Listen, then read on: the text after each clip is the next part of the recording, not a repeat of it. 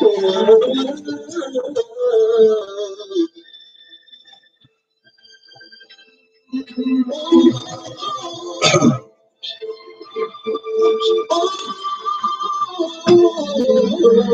begin every day with a prayer in the end times. In the thick of things, he helped me read between each line. Now he said he goes that we gon' never reach. I was able to learn what they gon' never teach. Can't convert a homeless man that took in to preach first. But when you bring the truth, bring them something they eat. What up? We back once again. What the Book Say Radio is back. It's your boy T Boogie got the young lion back in the building. Shalom, Shabbat Shalom, happy Sabbath to all the brothers and sisters worldwide. All praise, honor, and great glory is unto our power. The power of Abraham and the power of Jacob. Shabbat Shalom to all the brews checking in, Sister KK Thomas. Who is that? Yeah. Shalom to everybody checking in. Shalom. Yes, sir. Most definitely, brother. Another happy Sabbath to our brothers and sisters in the faith. We salute you. I'd like to give a special shout out to my brother Shaul Yisrael. Yes, sir. Up in North Click. Shalom. Yes, sir. Yes, sir, man. Thank you for your encouraging words, bro. You don't know how much those words mean to us. You uplift me every time I read your replies and your emails, man. I want to send a special shout out to that group. I hope everything's going well in North Carolina, up in the North Click. Salute you, my brother. Tonight's lesson, the title of tonight's lesson is The Dietary Law, Food Sacrificed to Idols, and Meats and Herbs. With that, I'm going to turn it over to the young lion. Shalom, family. As the elder gave the lesson, the title of the lesson is The Dietary Law, Food Sacrifice to Idols and Meats and Herbs. And what prompted me to do this is because we coming up on the time of the year for a lot of Hebrews. It's the roughest time of the year because it's the holidays, or as the world call it, the holidays. And a lot of questions and things come up. Well, what if they invite me over to the Christmas party? Can I go? Can I eat this while I'm there? What about Thanksgiving? What about Halloween? Or you this time of the year you usually get into arguments with your family over what they should and shouldn't be eating, because we know Thanksgiving famous for the ham, the chitlins, you know what I'm saying, all that. So we just gonna be looking at that. We're gonna examine some scriptures that the Sunday doctrine mindset people what they love to use, you know what I'm saying, to try to say that the dietary law is done away with, but we're gonna find out that that's false. And then you got a lot of Israelites or law-keeping Israelites, conscious Israelites that argue amongst each other, you know what I'm saying, because of all the stuff that's going on with the food, with the meat. How they pumping all this stuff into the meat, but they doing the same thing to the herbs. Now you got some Israelites that see how they doing the chicken and the tilapia. They'll tell you that that's unclean. That's unclean. You sinning if you eat that chicken now, or you sinning if you eating that tilapia. Right. You know what I'm saying? We gonna read. We gonna look at that, examine that too. But let me say real quick. The sister's name is Ananiah. Guy Lioness. Don't want to mess the sister's name up. Shalom, Hebrew. Yeah, it is the Father Day time. I just want to get the sister's name right. Yeah. All praise. We're going to start this off in Genesis 1 because we want to look at what was the original diet for the creation. Right.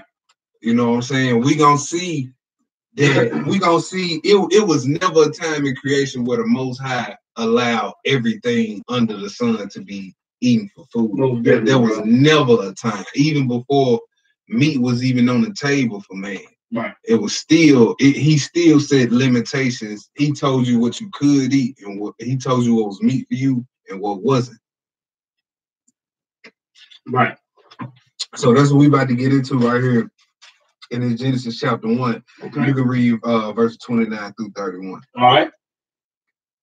And the Most High said, behold, I have given you every herb bearing seed, which is upon the face of all the earth. Yeah. And every tree in which in the tree in which is the fruit of the tree yielding seed. To you it shall be for meat. S-M-E-A-T, right? Right. So we see right there, he said, every fruit, herb, yielding seed, herb shall be meat for you. Go ahead. Verse 30. And to every beast of the earth, and to every fowl of the air, and to everything that creepeth upon the earth, wherein there is life. I have given every green herb for meat, and it was so. And the Most High Power saw everything that he had made, and behold, it was very good. It was very good. So he looked at everything, the herbs and the animals, because it said he even gave the fowls of the earth, the beast of the field, every living thing under the sun, herbs. That was his meat. So that was our original diet, was herbs. So it's no problem if brothers want to go back to that that garden diet. Right. Okay. All right. And even in the morning, for the 6th day. For the 6th day. Let's jump to Psalms 104 and verse 14. One verse. To get a precept. So if a meat eater is telling you, well, you know, you ain't supposed to just be eating all fruits and vegetables. Just take them right here. Let's get Psalms 104 and verse 14. Verse 14. Psalms 104 verse 14, and I'll read. Yeah. He causes the grass to grow for the cattle, and herb for the service of man. Herb for the service of man. Go ahead. That he may bring forth food out of the earth. Food out of the earth. So the herbs is for food and medicine and other things, right? He says it's for the service of man. Right. So we just got a precept right there. Let's go back to Genesis. Okay. Genesis chapter 3. Well, what about after the garden? What about after the fall? Yeah. Let's see.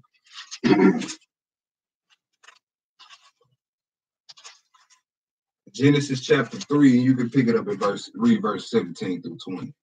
All right. We're going to get right into it. Genesis 3, verse 17. He's about to give Adam his curse.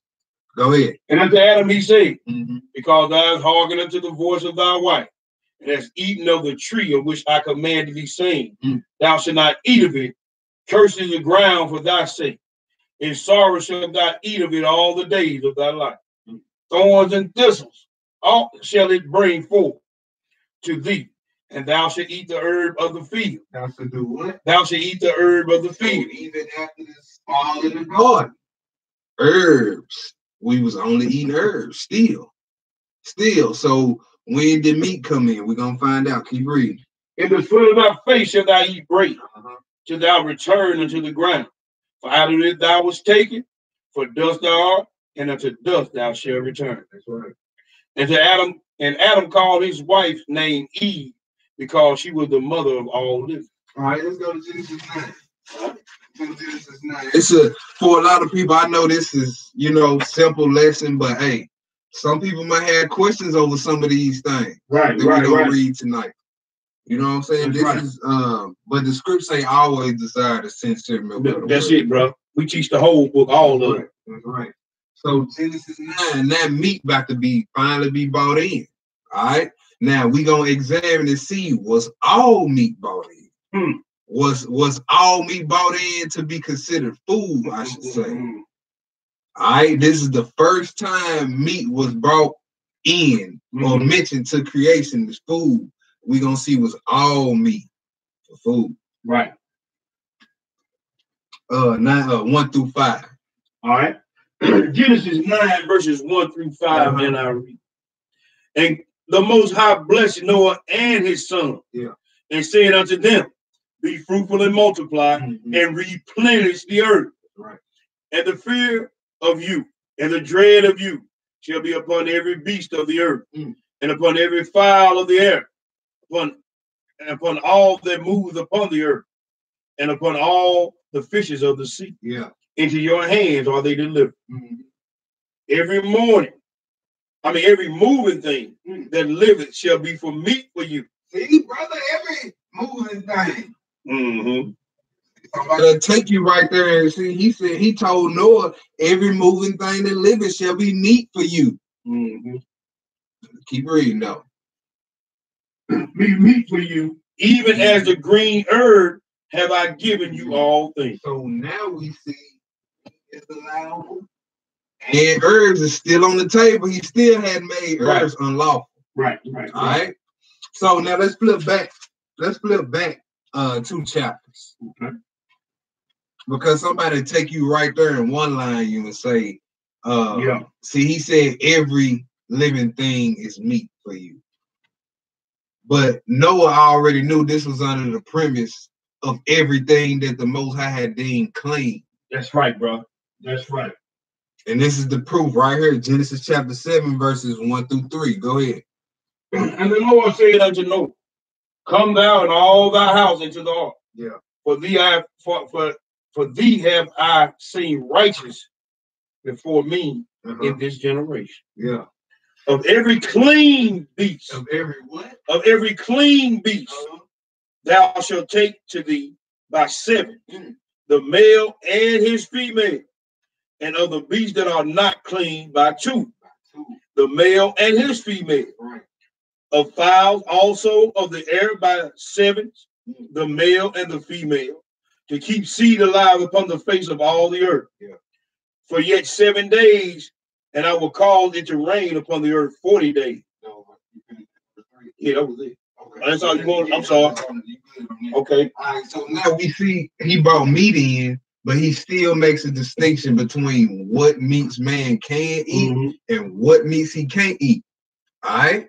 So, and I got a quick precept right here. This is Sirach 33, verses 14. Yeah, okay. This is Sirach 33, 14 and 15.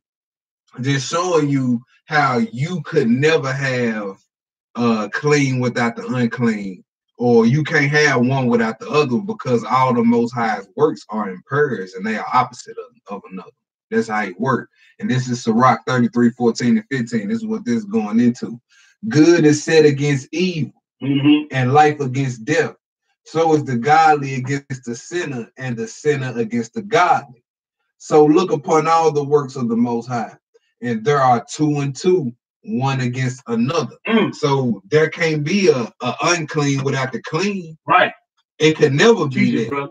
It could never be that. So all his works are in twos, right? You got good and evil, life and death, up and down, left and right. So guess what? You gotta have what? Clean and unclean. That's right, bro. All right.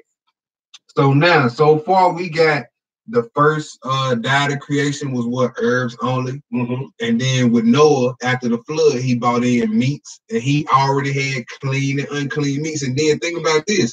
What priesthood was Noah and Adam under? That was under the order of Melchizedek, the order that we are under now. That was before Mount Sinai. Yes, sir. You had an unclean and clean law on the earth, food. That's right, bro. All right, so that's what we got so far. So let's go to Leviticus 11. Let's go to Leviticus 11. And we saw even when it was just herbs on the table, the Most High it's never been a point with the Most High where everything under the sun was food for you. Never, bro. Never. Now this is doing the Levitical priesthood. Same laws still apply. We're gonna read verses 1 through 22, and then we're gonna skip. So you can go ahead. And the Lord spake unto Moses and Aaron, saying unto them, speak unto the children of Israel, saying, these are the beasts which ye shall eat among all beasts that are on the earth. Whatsoever parted the hoof and is cloven footed, and cheweth the cud. Go ahead.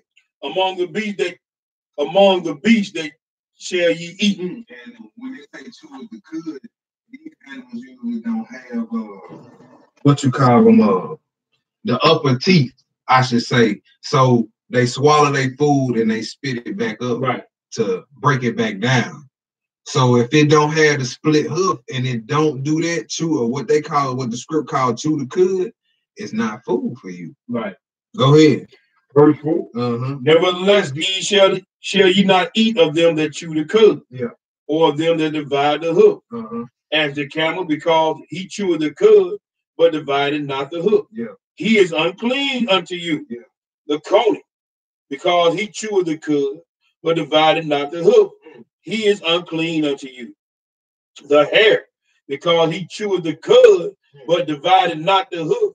He is unclean unto you. It can't just have one characteristic. It got to fit all criteria. Yes, sir. It got to have the split hoof and it has to chew the cud. It can't just split the hoof and not chew the cud, or it can't just chew the cud and have a not a split hoof. Right. Go ahead. Verse 7, this is the big one for all us Israelites.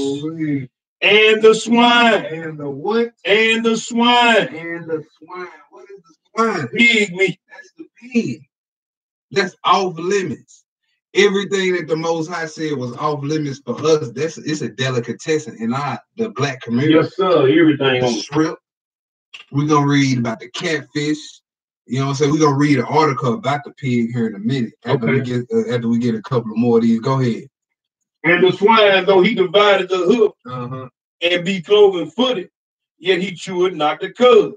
He is unclean. He is unclean to you. Of their flesh shall ye not eat. Of their flesh shall ye not eat. And their carcasses shall ye not touch. They are unclean to you. And then when you look at that word unclean, right? It tells you polluted. And then you look up the word polluted. Polluted means contaminated with poisonous substance. All right, so now keep reading. Then I'm going to pull this article up. Okay, yeah, go ahead while I pull this article up. These shall ye eat of all that are in the water. So here we go in the water. Go ahead. Whatsoever has fins and scales. Fins and scales. And Yes, sir. In the waters, in the seas, and in the rivers, them shall ye eat. All that have not fins and scales, in the seas and in the rivers, of all them that move in the waters, and of any living thing which is in the water, they shall be an abomination unto you. Okay, so now I got this article pulled up, right? And I read this article earlier this week, and this is actually a Gentile by the name of Elena Kettler. And the name, I'm gonna post this in the comment section once we finish recording. And the title of this article is "Why You Should Consider Not Eating Pork," and it's from collective-evolution.com. And it says there are many religions that specifically forbid the consumption of pork, a meat that is considered unclean. Is there a reason for this? Is there more to this religious teaching that we should be aware of?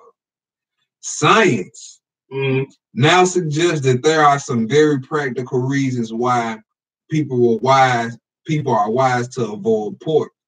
Pigs are scavengers by nature. I mean, they feed off dead things, which means they will eat almost anything, including rotten food, feces, urine, carcasses, and even cancerous growths. Unfortunately, their digestive systems are incapable of effectively removing these accumulated toxins from their bodies. Because a pig will digest its food entirely in about 4 hours. That ain't nowhere near enough time for food to be digested. Right. This is simply not long enough to remove the excess toxins that were ingested. Now, just imagine a pig going to eat off a dead body, and they take that same pig to the slaughterhouse and manufacture your bacon with it. And manufacture your chitlins that you're going to be eating next week in the crock pot with it. And that's covered in feces and maggots before they ship it out to the stores. Yes, your chitlins. All right, I'm gonna read some more of this article, and it says sweating like a pig yet? That was in quotations. Ironically, pigs do not have sweat glands, which means they can't remove excess toxins by sweating like we do. These two factors make pork meat inherently more toxic to consume. Mm-hmm. And in our current environment, we really don't need to expose our bodies to even more toxins if we don't have to. According to an investigation by Consumer Reports, 69% of all raw samples tested of about 200 samples were contaminated with a dangerous bacteria known as Yersinia enterocolitica. That sound nasty. Yeah. Listen to this though. Listen to the effects of this bacteria. This bacteria can cause fever, gastrointestinal illness, that's bombs over Baghdad in the bathroom, diarrhea, vomiting, cramps.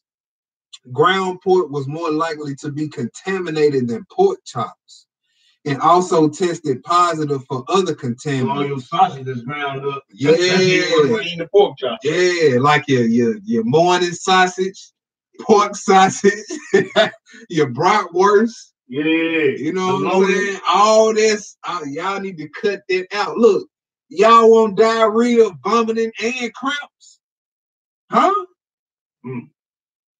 Come on now. It says, and also tested positive for other contaminants, include a controversial drug called ractopamine, which is banned in China and Europe. You see that? This is why the Lord calls this meat polluted and unclean. Right, bro. To you, it is. Yeah, he looked at it when he created it and said it was good for what it was created for. That's right, clean it up. But he didn't look at the pig and say, finger licking good. Right. All right. It says many of the bacteria found in the pork were actually resistant to multiple antibiotics. Come on, y'all, which means if you were to get sick, treatment would be difficult. According to the report, we found salmonella and or Listeria monocytogenes, more common causes of foodborne illnesses, in 3 to 7% of the samples, and 11% harbor enterococcus, which can indicate fecal contamination and cause problems as urinary tract infections. So you eat boo-boo. Yeah. When you eat them chitlins, they are covered in feces before they clean them off. Just look up a video on YouTube of how chitterlings are manufactured. Just look up that video. Covered in maggots and doo-doo. All right? It says pigs are a host to a number of parasites, viruses, and other organisms. Many of which can be directly transmitted to humans. Some include Taenia solium, an intestinal parasite that can cause tissue infection and loss of appetite. Meningovirus, a virus that can cause fever, chills, rashes, headaches, and sweating. How you say that?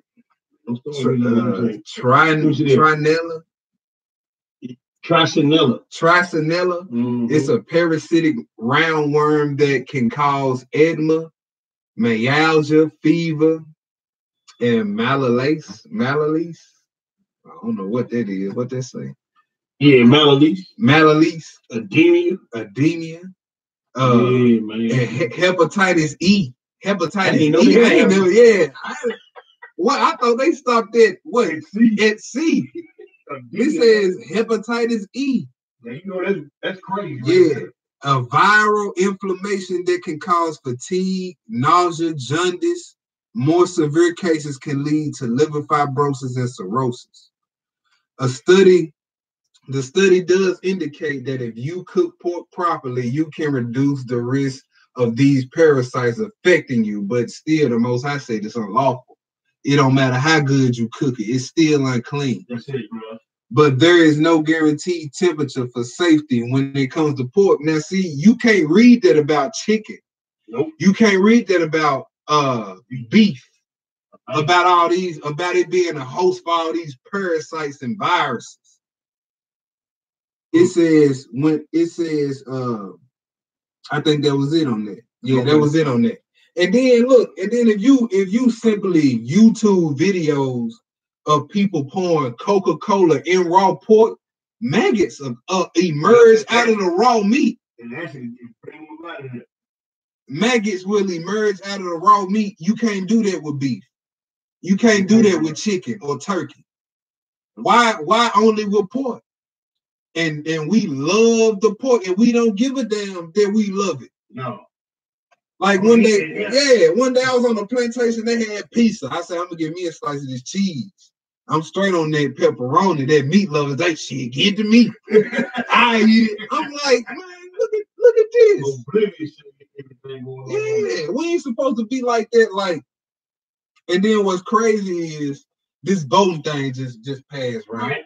Right. And you Negroes sit up there and say, well, our forefathers died so we can vote, and y'all ain't vote. Our forefathers died with the mindset that they'd rather die before they ate swine. Right. But you Negroes still eat swine. Right. Huh? Yes, you look on the movie Roots. It was one scene on Roots where they bought Kunta like some oatmeal and they had some swine. He didn't even know what the swine was. Right.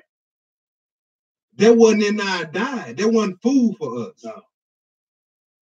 And y'all wonder why all the clean foods are becoming contaminated. Well, that's because we eating all the foods that's supposed to keep the clean foods clean. Right. The crab, the lobster, the shrimp. That's the catfish. That's supposed to clean everything so that the tilapia can stay uncontaminated. Right. So that the red snapper can stay uncontaminated. Now tilapia is almost uneatable now. Nope. Some salmon is almost uneatable now. Nope. Why? Because of the catfish is a delicacy. Right. The shrimp is a big thing. Yeah. All these scavengers that feed off refuse and feces. Bottom feed. But we love it though. Long as we cook, run water over it and get the stove hot enough for it to cook, it's good. And then food, I think the shrimp is a rich man's food. Right. So we got to have that. We eat like kings and queens over here with a plate full of shrimp. What? Yep. You are down a plate full of shrimp, but see a cockroach on the wall and stump its brains out. Yeah. No. Run some scampi sauce over that roach. Yeah. It's in the same family. It's the same. Ain't never the sea roach. It's all it is. A lot of big sea roach. How y'all get some chemicals and spray the roach half to death? Yeah. No. Get the roach. Go get your garlic and scampi sauce. Yeah. Like you do the olive oil. Yeah, the olive oil. Go get you some Alfredo noodles. Throw that roach off in that pot. Yeah. It's in the same family. Show it. Same crustaceans. Isn't that what they call those? Yeah, crustaceans. We stay alone. What was we at? We was at verse 9. Yeah, no, we at verse 11, actually. Yeah, we at verse 11. And then look, because you read verse 9, it was about the fish, right? Yep. You want me to read it again? Yeah, read that again. Okay. Verse 9. These shall you eat of all that are in the waters, whatsoever hath fins and scales. Fins and scales. In the waters, in the seas, and in the rivers, them shall ye eat. Now, and then look. So he said fins and scales, right? Mm-hmm. Now, when you look on the internet, look up clean fish list and unclean fish list. The Most High actually gave us way more options on the clean fish list than he did unclean. Yep. It's actually way more fish that's clean. And that's tastes way better than catfish. You got red snapper. Good. Man, that red snapper is good. Mm-hmm. It's expensive, but it's good. Yep. You got of course, salmon. Mm-hmm. Get the farm raised salmon. What else you got? Cod. Man, you got all kinds of fish, man. Yeah, you got all types of stuff. Yeah, man, it's all good stuff Grouper. out there. Grouper. Yep. Yeah. So, go ahead. Verse 10. Uh-huh. and all that have not fins and scales in the seas and in the rivers, of all that move in the waters, and of any living thing which is in the water, they shall be an abomination unto you. It should be disgusting to you. Right. It's not food. Pork is not food. Nope. Shrimp is not food. Catfish is not food. Go ahead. They shall even be an abomination unto you. Ye shall not eat of their flesh, but ye shall have, but ye shall have their carcasses in abomination. Go ahead. Verse 12. Whatsoever have no fins nor scales in the waters, that shall be an abomination unto you. Shall be an abomination to you. That catfish, leave that catfish alone. And no catfish nuggets. And I was looking at some pictures of a catfish before it's cooked, and it looks so slimy and nasty. It is, bro. It looks just, and it got whiskers, and it's got the same skin as a pig. It don't sweat. It don't sweat. I mean, it's disgusting looking. And then when you look at some of these, look up some of the unclean fish.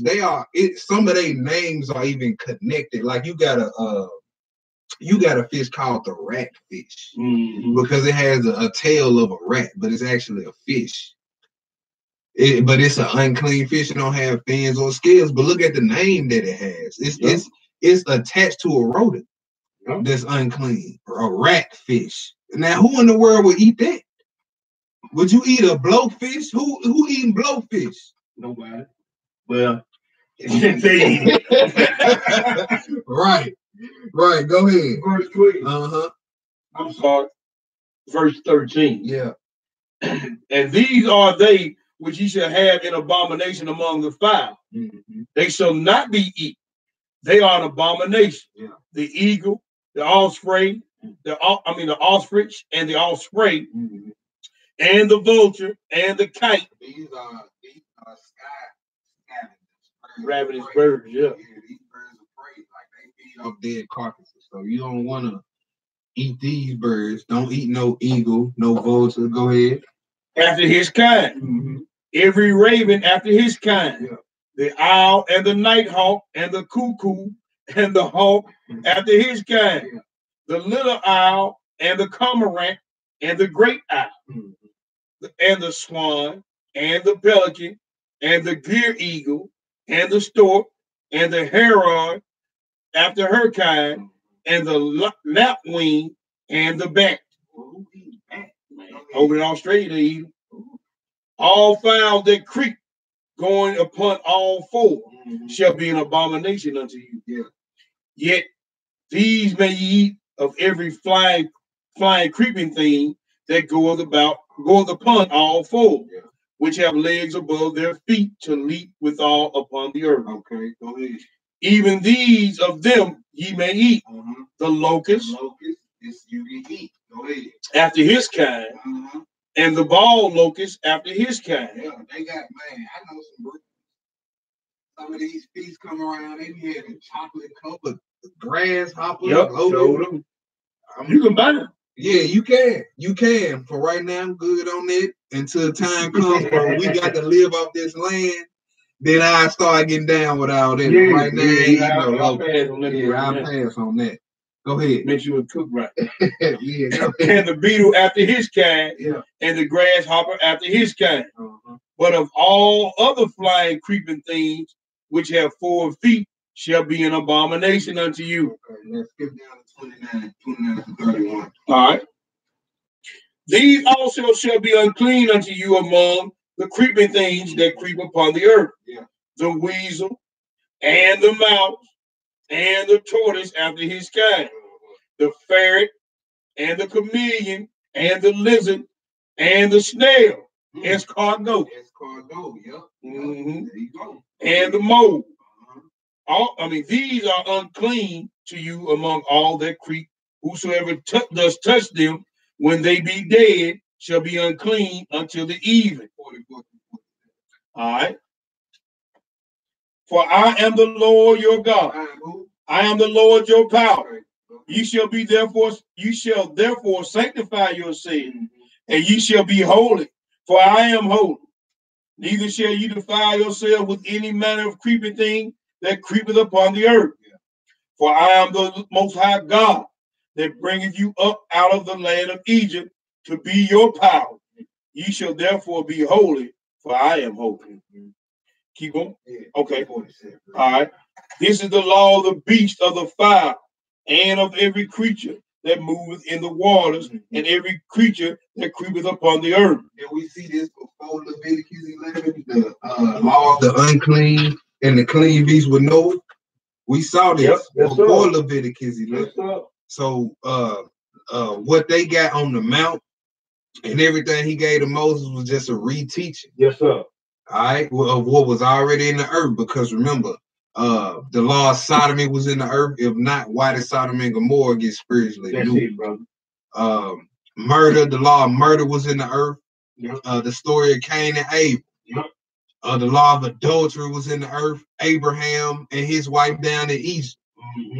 All right, all this stuff was in the earth before Mount Sinai and the Levitical priesthood and Moses. Yes, sir. All right, so the dietary law ain't going nowhere. It was here before Moses, and it was here after Moses. That's right, bro. All right, go ahead. To make a difference between the unclean and the clean, and between the beast that may be eaten and the beast that may not be eaten. Okay, that was it on that. That was it on that, brother. Malachi,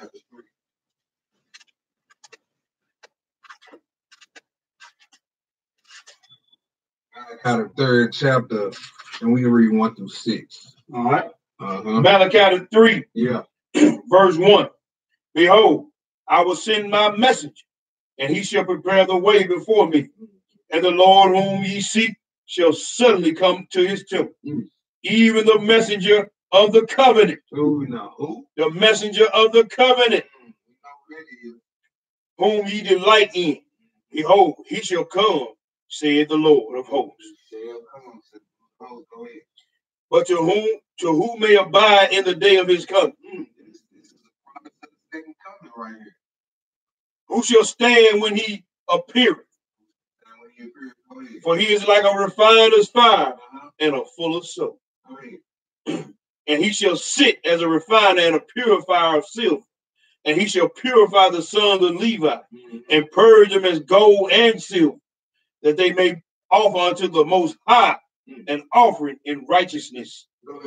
Then shall the offering of Judah and Jerusalem be present unto the Most High, as in the days of old and as in the former years.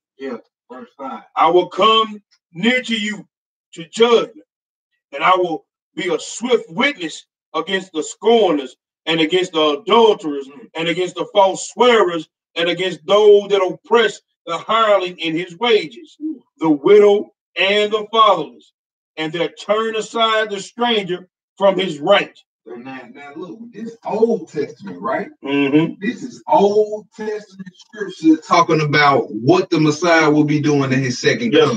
Yes, sir. And one of his main purposes in his second coming is to cleanse society as we know it of all sin. Hold on, bro. GJ, we bro want to know. She want to know. Can we put a lesson together on a holiday? On a holy day, the holiday. We can do that. We're gonna do that. I sure been thinking about it too. Yeah, bro, I was thinking about it today. Like we need to go on pulling on Christmas and all that. We can do that. And then we got one that we did a couple years ago, about 4 years ago, but we can redo that. Yeah, put a little freshen on it. That's right. And my boy Michael Welch, peace and shalom to you, brother. Shalom, bro. Yeah, most definitely. I was thinking about that today. Yeah. So we read in that verse 5, the Most High, it says, who shall abide his coming? All right, so they let you know he's coming again. All right, so it says he's coming to judgment, and I will be a swift witness against sorcerers, adulterers, false swearers, and against those that oppress the hireling in his wages, the widow, the fatherless, and those that turn aside the stranger from his right. And fear not me, said the Lord of hosts. Go ahead and read that verse 6. Okay. For I am the Most High power. I change not. I do what? I change not. Therefore, ye sons of Jacob are not consumed. So we need to be lucky that he doesn't change. Because if he was, right, we would not be sitting in front of this camera right now. That's it. That's it. We would be consumed. That's it. What we going? Let's go to Hebrews 13. All right. Read one verse, verse 8. Hebrews 13 and 8. All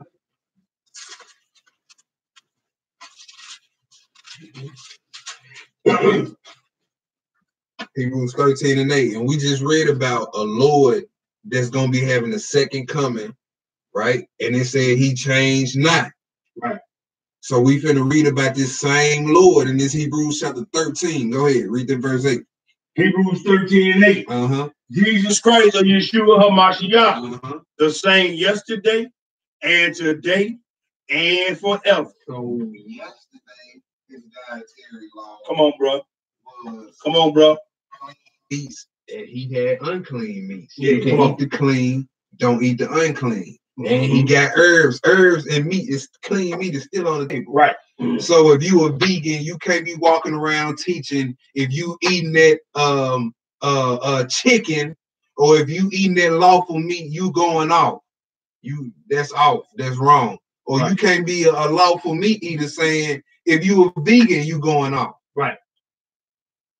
All right. So we gonna quit that bickering out tonight. Yes, sir. Yes, sir. All right. So let's go to Matthew chapter 5. All right. So we're gonna get into that because that's in the scripture too. Brothers was arguing with brothers because they didn't eat meat, bro. or if they ate herbs. You know what I'm saying? Look, we don't need to be arguing about that. We got bigger fish to fry. No pun intended. Matthew chapter 5, and you can pick it up. You can read verses 17 through 20. 17 through 20. All right. So we read Yeshua changes not, Old and New Testament. Right. All right. Now somebody will tell you, because somebody will say, well, see, them old laws, they done away with. Yeah. Well, this red letter right here. Yes, sir. This Yeshua HaMashiach, also known as Jesus Christ. Go ahead. Think not that I have come to destroy the law or the prophets. Well, brother, the law done away with. What about the prophets? Right. Because we just read in Malachi, future prophecy that ain't been fulfilled yet. Yes, sir. So you can't you gotta rock with both. You can't say the law done away with. Okay, well, what about the prophets? Let's go to another prophet, Isaiah 66. I was saving this for the end of the lesson, but let's go to this right now.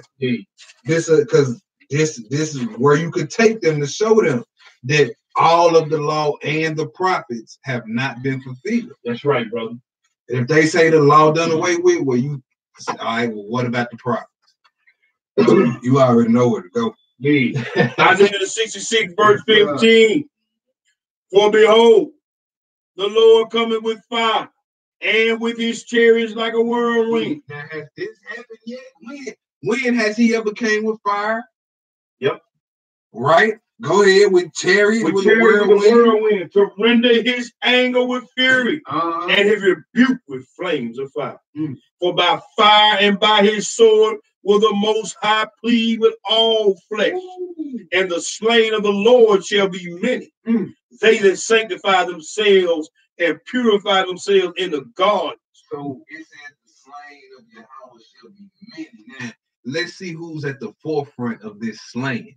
Who at the forefront of this slaying? Go ahead. They that sanctify themselves and purify themselves. So those that's holier than thou, right? Think they better than they brethren. You see what I'm saying? Think they do it better than everybody else. Yeah. Go ahead. In the garden behind one tree in the midst, eating swine's flesh. Doing what? Eating swine's flesh, and the abomination and the mountain shall be consumed together, saith Yahweh. For I know their works and their thoughts. It shall come that I will gather all nations and tongues, and they shall come and see my glory. Get down to read 23 and 24. All right. And it shall come to pass that from one new moon to another, and from one Shabbat to another, that all flesh shall come to worship before me, saith the Lord. That's right. And they shall go forth and look upon the carcasses of the men that have transgressed against me. For their worm shall not die, neither shall the fire be quenched, and they shall be an abhorring unto all flesh. Man, that ain't happened yet. Show that, bro. You say the law and the prophets done away with. What's up with that? Isaiah 66, 15 through 17, right. Then 23 through 24. All right. So let's go back to that Matthew 5. Okay. Matthew 5, goes to 17 through 20. 17. You want to read that 17? Yeah, pick it back up 17 through 20. All right. Think not that I am come to destroy the law or the prophets. I am not come to destroy, but to fulfill. Right. For verily I say unto you, till heaven and earth pass, one jot or one tittle shall in no wise pass from the law, till all be fulfilled. Right. Go ahead. Whosoever therefore shall break one of these least commandments, and shall teach men so, shall be called the least in the kingdom of heaven. Oh, shall be called the least in the kingdom of heaven. That's right, bro. Like you say, man, I'm having a birthday party, and somebody bring up somebody who you particularly don't too much deal with. They say, well, man, you know, Leroy say he want to come to your party, and you say, man, that nigga will be the last one to get up in my party. Meaning Leroy won't be there. That's it. So you won't be in the kingdom if you don't teach to keep the commandments. That's it, bro. Creflo Dollar. Yeah, cash flow. Or anybody else of that nature who's teaching against the commandments of the Most High. That's right. That he wrote with his finger. Yes, sir. In stone. In stone. Can't be erased. Can't be erased, that's right. Go ahead. For whosoever shall do and teach them, the same shall be called great in the kingdom of heaven. That's right. Go ahead. For I say unto you, that except your righteousness shall exceed the righteousness of the scribes and the Pharisees, ye shall in no case enter into the kingdom of heaven. All right, let's go to John 14. All right. Let's go to John 14. That was the Messiah right there. Yes, sir. Read love. Out his mouth. No, I ain't come to change the law or the prophets. No, sir. John chapter 14, 15 through 21. All right. That's the Messiah again. Go ahead. If you love me, keep my commandments. What? Keep my commandments. Okay. And I will pray the Father, and he shall give you another comfort, that he may abide with you forever. Even the Spirit or the Ruach of truth. That's right. Whom the world cannot receive, because it seeth him not, neither knoweth him. But ye know him, for he dwelleth with you and shall be in you. Right. I will not leave you comfortless. I will come to you. Yet a little while, and the world seeth me no more. But ye seeing me, because I live, ye shall live also. That's right. All right. 21. He that hath my commandments, and it keepeth them, he it is that loveth me. Right. And he that loveth me shall be loved of my Father. And I will love him, and I will manifest myself to him. So you can't say you love the Most High eating pork, or you love the Most High still eating shrimp, or still celebrating pagan days. Right, bro. Or you can't even be in on this side of the truth. Right. You know what I'm saying? Still diddly-daddling off, sneaking off the Christmas parties and Halloween parties, and still want to eat at pagan feasts. Right. No. He said, those who love and keep those who do and keep my commandments and hear my word. Right. All right. That was it on that? That was it on that, brother. You want me to keep reading? No, let's go back to Matthew. Let's go to Matthew 15. Let's go to a place they like to go to. Try to say the law done away with it. Matthew chapter 15. All right, now we're going to read this real slow. Okay, because they go here to say that this is where the Messiah did away with the dietary laws, but we don't even see the same language that we saw in Genesis 1 and 29 through 31, Leviticus 11. We don't see the same language as, okay, this is what you shall eat, this is what you shall not eat. We don't see the clean and we don't see pertaining to food. Right. We don't see none of that here, but he made this where he made all the foods clean. This is where he made all the foods clean. Let the Sunday Christians tell. But we're gonna get some context right here, and we're gonna see what was really going on. Right. Let's read this. Matthew the 15th chapter, and pick it up in verse 1. Then came to Yeshua scribes and Pharisees, which were in Jerusalem, saying, why do your disciples transgress the tradition of the elders? For they wash not their hands when they eat bread. So they didn't come and ask them about no pork. Right. They asked them, why are your disciples transgressing our traditions? Right. Why? That's what this whole thing is about, not eating pork. Right. Or being allowed to eat it. Go ahead. But he answered and said unto them, why do ye also transgress the commandment of God by your tradition? For God commanded, saying, honor thy father and thy mother. So it was other transgressions that they had. I mean traditions that they had, right? It says, I'm gonna read that verse 2 again. It says, why do thy disciples transgress the tradition of the elders? For they wash not their hands when they eat bread. Now, how is that a sin? Where is that in scripture? Right. Okay. So you might have people in the truth that are elders that come up with these traditions, and traditions ain't nothing but doctrines that are believed to be scriptural, but really not. Right. You can't read nowhere in these scriptures that say you need to wash your hands up to your elbows before you eat. and you know that all of this is in the Talmud. Yep. All this ritual, you can read about this ritual in the Talmud. They wash their hands all the way up to their elbows. Thinking they're gonna be clean. Thinking they're gonna be clean. But how does eating with unwashed hands defile you? Yeah, it can make you sick because of germs. Right. But how can it defile you? Spiritually. Go ahead.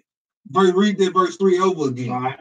But he answered and said unto them, why do ye also transgress the commandment of God by your tradition? Go ahead. For God commanded, saying, honor thy father and thy mother, and he that curses father or mother, let him die the death. So the Most High gives straightway command. Right. Straightway. You ain't got to think about it. That's it, bro. He said, honor thy father and thy mother. As a matter of fact, Paul tell you that's the first commandment that came with a promise. Yes, sir. He said, if you do this, your days going to be long upon the earth. Go ahead. But ye say, whosoever shall say to his father or mother, it is a gift by whatsoever thou mightest be profited by me, and honor not his father or his mother, he shall be free. Thus ye have made the commandment of God of none effect by your tradition. By you have made the commandment of God of none effect by your traditions. Or in Mark 7, you read Korban, which they would say like you had a bunch of money stacked up, and your parents fell sick. And they say, well, all that money I got stacked up, that's a gift for the Lord. It's dedicated to the Most High. You can't, you know what I'm saying? I can't distribute none of that. Right. So by doing that, they got you out of the commandment of honoring your mother and your father. No.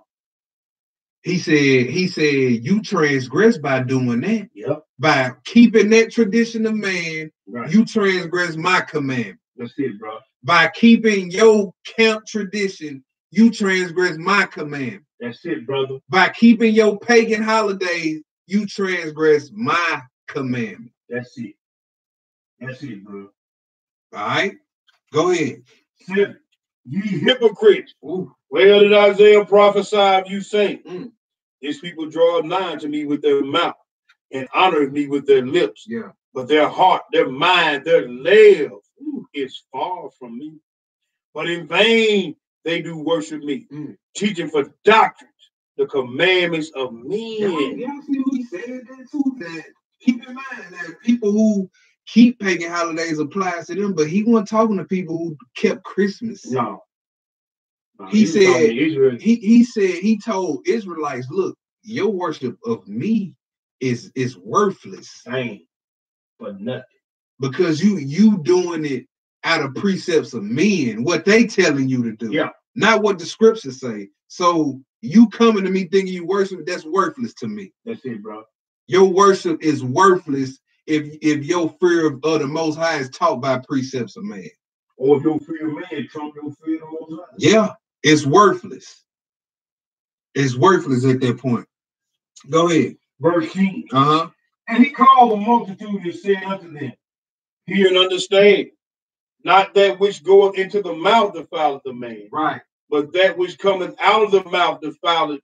I mean, out of this defileth a man. Now, this whole time we didn't establish we weren't never talking about food. That's right, bro. All right, so don't get simple right there when you read that verse and your mind jump to he making everything clean now. Nah, because we read out of his own mouth. Think not that I have come to destroy the law and the prophet. That's right, bro. Go ahead. Verse 12. Then his disciples, then came his disciples and said unto him, knowest thou that the Pharisees were offended after they heard this saying? But he answered and said, every plant which my heavenly Father has not planted shall be rooted up. And it will be, because they not grounded in the truth. It's going to be rooted up. So it's going to be rooted up. Go ahead. Let them alone. They be blind leaders of the blind. And if the blind lead the blind, both shall fall into the ditch. Then answered Peter and said unto him, declare unto us this parable. And Yeshua said, are ye also yet without understanding? Do ye not understand that whatsoever entered into at the mouth goeth into the belly and is cast out into the draught? And those things which proceeded out of the mouth came forth from the heart. They come from the mind. This is the whole context of this chapter right here. Let you know the things that come from out of a man is what defile him. Yes, sir. Go ahead. And they defile the man. That's right. For out of the heart proceeded evil thoughts. That's right. Murders, adulteries, fornications, thefts, false witnesses, blasphemy. These are the things which defile a man. But to eat with unwashed hands defileth not a man. Now, you had to understand something. This was in a time where it was understood if you was an Israelite, you didn't eat pork. So what was understood didn't need to be explained. He didn't have to nail home. He didn't have to say, now y'all know I ain't talking. I'm talking about this and not that. He didn't have to stop every 5 minutes and say this, like we have to today. They was living in a time where we knew, like, hey, we know we don't get down with no swine. He didn't even have to say that. So he just letting you know that sin originates in the mind first. That's right, bro. He said the adulteries, the fornications, the thefts, even the urges to eat pork. Guess what? Starts right here in the mind. Starts right here in the mind. Even if, well, I ain't had none in a while. A little bit of BI. Yeah, he gonna kill me. You read Isaiah 66? Yeah. You can deceive yourself like that if you want to. Yeah.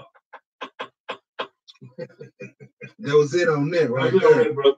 All right, so now we let's run the Paul. Okay. Let's run through him real quick. Let's go to Romans chapter 3. Okay.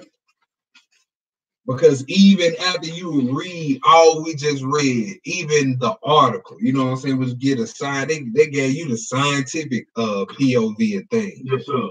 You know what I'm saying? Even if I don't want to deal with that Bible, okay, well, we'll let you hear from a Gentile about the pork. And I can pull up many articles about other unclean things. They telling you, look, humans need to stay away from this. Y'all need not be eating this. All right. So we're gonna go to Romans chapter 3, we're reading 29 through 31. Because somebody say, well, brother, see, I got faith, brother. I can eat that pork. Yeah. I'm gonna bless it. All right. Go ahead. Let's read Romans 3, 29 through 31. Romans 3, verse 29. Is he the God of the Jews, the Yahodim only? Is he not also of the Gentiles?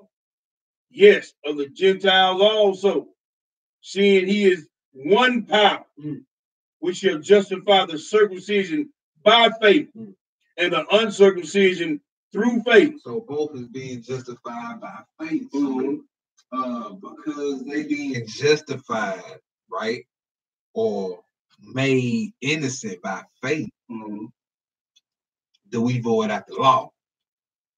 And Paul already knowing in his wisdom, already knowing that's the question people was gonna have in his head. So that's why he went on ahead and asked the question anyway. Right. Go ahead. 31. Do we make void the law through faith? Most High forbid. Yea, we establish the law. By no means, God forbid. That's right, brother. That's right. We establish the law. That was let's go to Romans 6. Mm-hmm. Romans 6, 1 through 2. All right. 1 through 2. We just hit them quick. Go ahead. What shall we say then? Shall we continue in sin that grace may abound? God forbid. By no means. Go ahead. How shall we that are dead to sin live any longer therein? So what's new about continuing to eat pork once you come into this truth, right? Knowing that you weren't supposed to eat it, like that's supposed to be part of your old life. Like everything is supposed to change. The way you eat, the way you think. Yes, sir. Everything. Inwardly and out. Yeah, I came into the truth, but boy, I still eat that pork. Yeah, baby, back real. You're supposed to be dead to this That's stuff. right, bro. You're supposed to be dead to this stuff. All right, let's go to Romans. Let's go to Romans chapter 7. Let's go to Romans chapter 7. Let's go to Romans chapter 7 because it don't even make no sense, right? Like they'll say, the Messiah died for my sins, and then they'll turn around and say, well, it ain't no law, so you can basically do what you want to do. So he took a beating, got slapped in the face, right? Got spit on, got made fun of, face mark, face mark, got nails in his hands, just so you can be lawless, just so you can do whatever you want to do. That's what they want you to believe. That don't even make sense. Don't even make common sense. That don't even make sense. Man, before we go there, let's go to Titus chapter 2. All right. So we just read some on grace. Go to Titus chapter 2. And you can read verse, we're going to read one verse. Well, two verses. Verses 11 through 12. Because grace is supposed to teach us something. Grace is not supposed to teach us to become more lawless. All right. This is what grace is supposed to teach us. Verses 11 and 12. Go ahead. For the grace of the Most High that bringeth salvation hath appeared to all men. That's right. Teaching us that denying ungodliness and worldly lust, we should live soberly, that's right, righteously, and godly in this present world. Okay. Looking for the blessed hope and the glorious appearing of the great God and our Savior, Yeshua HaMashiach. That's right. Keep going. Yeah, read that 14. Who gave himself for us, that he might redeem us from all iniquity and purify unto himself a peculiar people, zealous of good works. You see that? So it says grace is supposed to teach us to deny ungodly. And your worldly lust, and we should live soberly, righteously, and godly in this present world. It's not to teach us that, hey, we got a license to sin now. Right. That ain't what grace is supposed to teach us. That's it, bro. We back in Romans 7. You can read verse 7, then skip down to read verse 12. This Paul vouching for the law. Yes, sir. Go ahead. What shall we say then? Is the law sin? Is the law sin? Is the 10 Commandments, is it sin? Go ahead. God forbid. By no means. Hey, I had not known sin but by the law. I would. I would have not known sin but by the law. That's right. For I had not known lust except the law had said, thou shalt not covet. How would you know that you ain't? That's it, bro. Come on, bro. You know what I'm saying? The law, you can't be sin without a law. That's it. And the law points out what sin is. That's it. Right? So let's go to another. 12? Yeah, get 12, my bad. Right. Get 12. Verse 12. Wherefore the law is holy, and the commandment holy, and just and good. And just and good, man.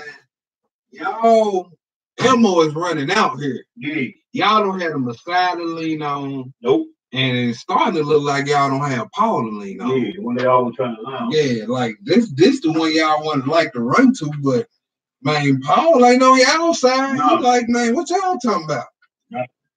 What y'all talking about? Let's go to Romans 13. He about to vouch for the law again.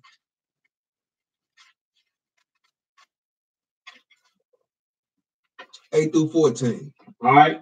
Romans 13, verse 8. Owe no man anything but to love one another. That's right. For he that loveth another has fulfilled the law. For this thou shalt not commit adultery. Ooh, now this sounds like the 10 Commandments, don't it? Yeah, go ahead. Thou shalt not kill. Thou shalt not steal. Thou shalt not bear false witness. Thou shalt not covet. And if there be any other commandment. And if there be what? And if there be any other commandment. Yep. Like what? Thou shalt not eat pig meat. Thou shalt not eat that. Go ahead. It is briefly comprehended in this saying, namely, thou shalt love thy neighbor as thyself. Right. Love worketh no ill to his neighbor. Therefore, love is the fulfilling of the law. And that knowing the time that is now, it is high time to awake out of sleep. That's right. For now is our salvation nearer than we believe. Keep going. Yeah, keep going. The night is far spent, and the day is at hand. Let us therefore cast off the works of darkness, and let us put on the armor of light. Let us walk honestly as in the day, not in rioting or drunkenness, not in chambering and in wantonness, not in strife and envy. But put ye on the Lord Yeshua HaMashiach, and make no provision for the flesh. Make no provision or give no thought to the flesh. Don't pre-plan to go sin later. Right. Yeah. Yeah. Fly on your own self. Oh, no, I might go give me 2 bags. Go ahead. To fulfill the lust thereof. Yeah. Yeah. All right, so it's I'm gonna go on my luck, baby. Give me a rack. Give me a rack and a rib. So you gonna be paying for a lady in that bathroom? Yeah. Boy, don't play with the Most High here. Boy, he'll smoke them intestines. Hey, and a bubble guts. Them intestines will be smoted. Your whole weekend will be ruined. You sound like Bond over here. Bro, knocking porcelain chips off the back of that boat. You know, little green smoke that be on the cartoons or some snake that will be coming out of your house. Yeah. You eat that pork, especially after all these years of not eating it. Boy, your stomach will be jacked. Sound like a Mac 10 on that toilet bowl.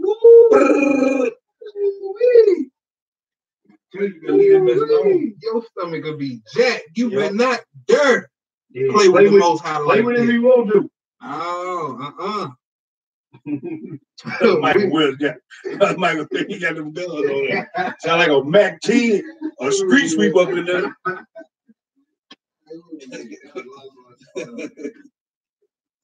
We are 1 Corinthians 6. 1 Corinthians 6. Okay. This Paul showing you he teaching the law again. He vouching for the law again. So you can't say Paul encouraged everybody to eat what they want to eat, because we about to get into some of his writings where they like to take you and try to say that. So we want to establish that Paul taught the commandments and he kept them. Right. So 1 Corinthians 6, 9 through 10. All right. Yeah. Know ye not that the unrighteous shall not inherit the kingdom of the Most High? That's right.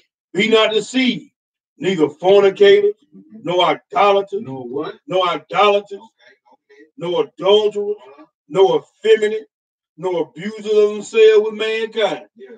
nor thieves, nor covetous, nor drunkards, nor revilers, nor extortioners shall inherit the kingdom of God.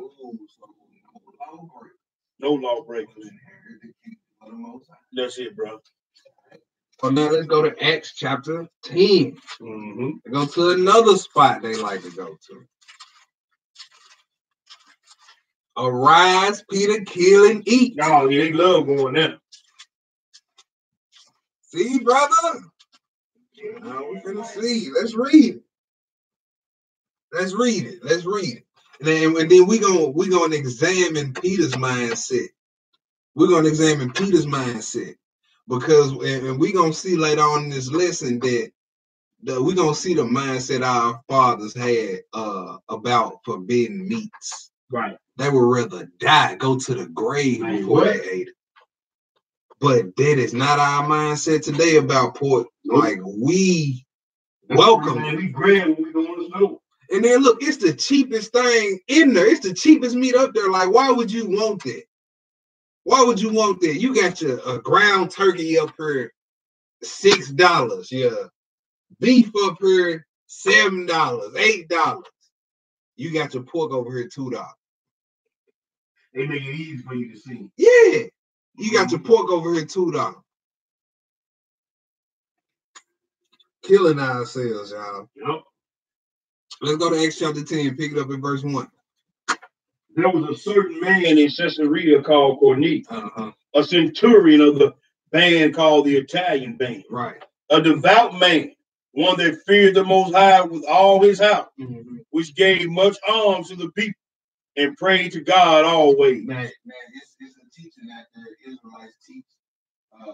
That Cornelius was an Israelite who didn't really know who he was.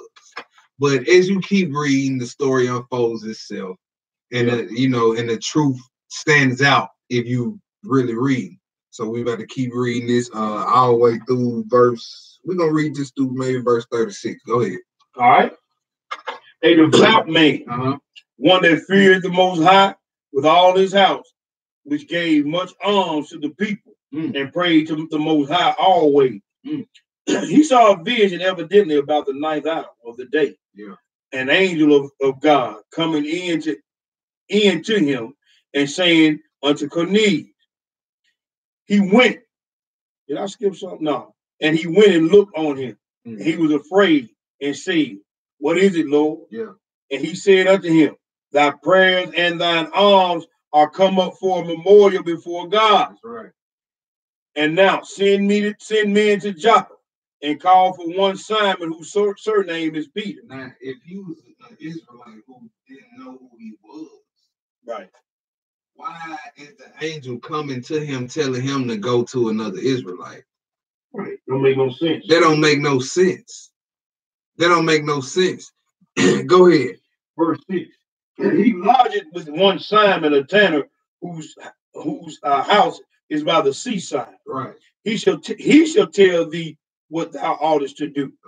And when the angel which spake unto Cornelius was departed, he called 2 of his household servants and a devout soldier of them that waited on him continually. And when he had declared all these things unto them, he sent them to Joppa.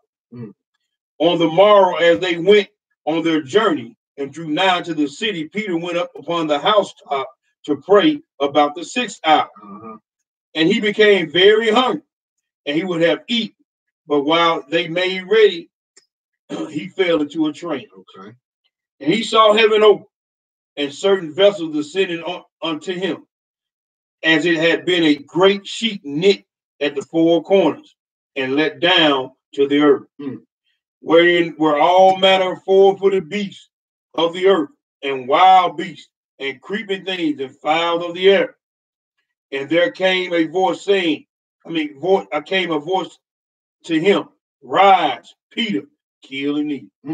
But Peter said, not so, Lord, for I have never eaten anything that is common or unclean. Y'all see that? Peter said, not so. Not so. I ain't never ate nothing that was defiled or unclean. And this is well after Moses. Well after Moses and well after the death of the Messiah. That's it, bro. Y'all said he died and changed all that. Yep. Well, why is Peter still saying, look, I still ain't, even after the Messiah died, Peter still saying, I ain't ate nothing common or unclean. I ain't ate nothing common or unclean. Go ahead. 15. And the voice spake unto him again the second time. What God has cleansed, that call not thou come. Now, if this was what they try to make it about, the first thing we should have went and saw Peter do is go find some people and say, look, y'all ain't got none of them pit bull split pea soup over there. No. None of that Saint Bernard soup. Yeah. Why he ain't gonna find no 4-footed beast and kill him and eat him? If that was what the Lord was talking about when he told him to kill and eat, right? Why didn't he follow the command of the Lord? That's it, bro. Huh?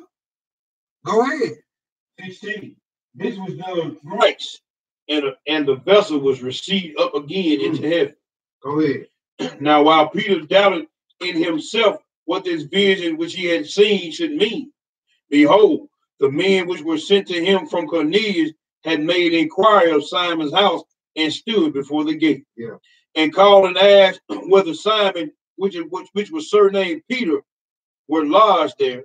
While Peter thought on the vision, the Spirit said unto him, behold, 3 men seek thee. Arise therefore, and get thee down, and go with them, doubting nothing, for I have sent them. Then Peter went down to the men which were sent unto him from Cornelius, and said, behold, I am he whom ye seek. What is the cause wherefore ye are come? And he said, Cornelius, the centurion, a just man, and one that feared the Most High, and of a good report among all the nation of the Jews. Now, see, that's where that doctrine comes tumbling down. That part right there. Yep. Now, how is he an Israelite that didn't know who he was, but was a good report of all the Jews? Now, all the Jews know about this brother, and they can give a good report on him, but ain't nobody told him he was an Israelite. Right. They like, man, look, we appreciate everything you do, but hey, you know you Israel, right? Ain't nobody said this to him yet. Right. Go ahead. Was warned from the Most High by an holy angel to send for thee into his house and to hear words of thee. Then called he them in and lodged them, and on the morrow Peter went away with them, and certain brethren from Joppa accompanied him. And the morrow after they entered into Caesarea, and Cornelius waited for them, and had called together his kinsmen and near friends. And as Peter was coming in, Cornelius met him and fell down at his feet and worshiped him. Yeah. But Peter took him up, saying, stand up. Yeah. I myself also am a man. All right, y'all. Now, for anybody who want to take y'all to this and say this is where everything was made clean, just make them keep reading to verse 28. Verse 28 is the dagger that kills that whole doctrine. We finna read this verse 28, verse 20. Oh yeah, verse 27. Verse 27. Go ahead. And as he talked with him, he went in and found many that were come together. And he said unto them, ye know that how it is unlawful, and it is an unlawful thing for a man that is a Jew to keep company or to come unto one another of another nation. You see that? So he wasn't an Israelite that didn't know who he was. Right. He said, you know, it's unlawful for a man that is a Jew to keep company with somebody from another nation. Right. Go ahead. But God has shown me that I should not call any man common or unclean. Any meat common. Any man. Any man common unclean. So this was about the Gentiles coming into the commonwealth. That's it, bro. And not the dietary law. Exactly. See, if you let somebody just one line you, yeah, it's gonna look like it is safe that. Yeah. That's why in script tell you 2 or more witnesses. Here a little, there a little. That's it. If you confused about some of the scriptures, 9 times out of 10, a quick fix, read a couple of verses up or a couple of verses down. And the answer will be right there. Yes, sir. It'll be right there. But it said, God has shown me that I should not call any man common or unclean. Go ahead. Therefore came I unto you without gainsaying. As soon as I was sent for, I asked therefore for what intent ye have sent for me. And Cornelius said, 4 days ago I was fasting till this hour. And at the 9th hour I prayed in my house. And behold, a man stood before me in bright clothes. And Cornelius said, Cornelius, thy prayer is heard, and thine alms are had in remembrance in the sight of the Most High.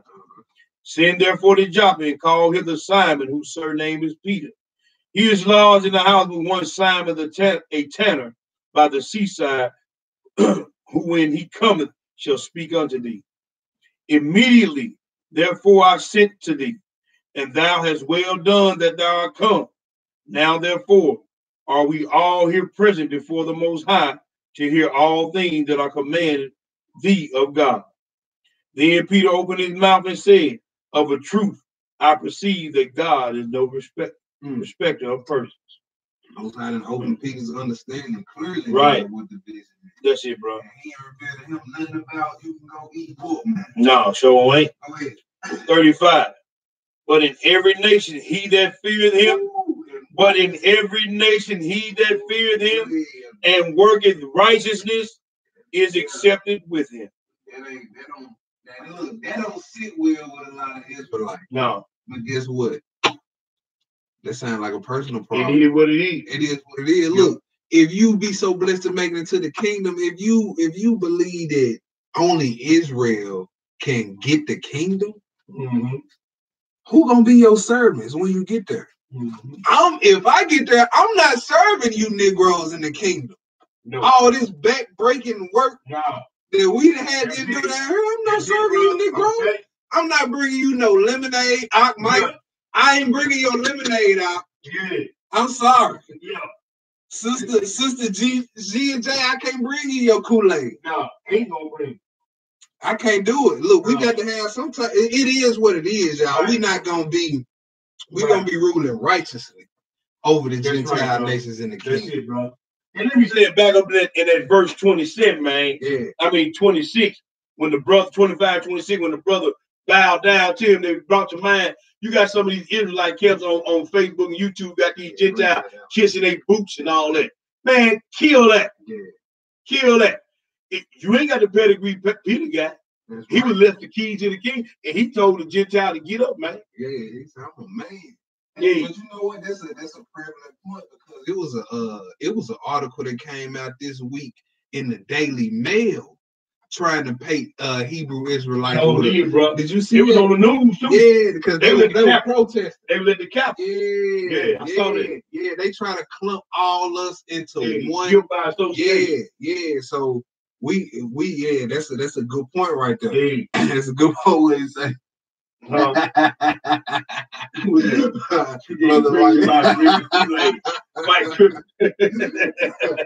That was the end of that. I guess if you want me to stop reading what verse you stopped at? I stopped at verse 34. Yeah, okay. That was right there. All right, so now we at 1 Timothy. All right, let's go to 1 Timothy. So we read Acts 10, knocked Acts 10 out the water, Matthew 15.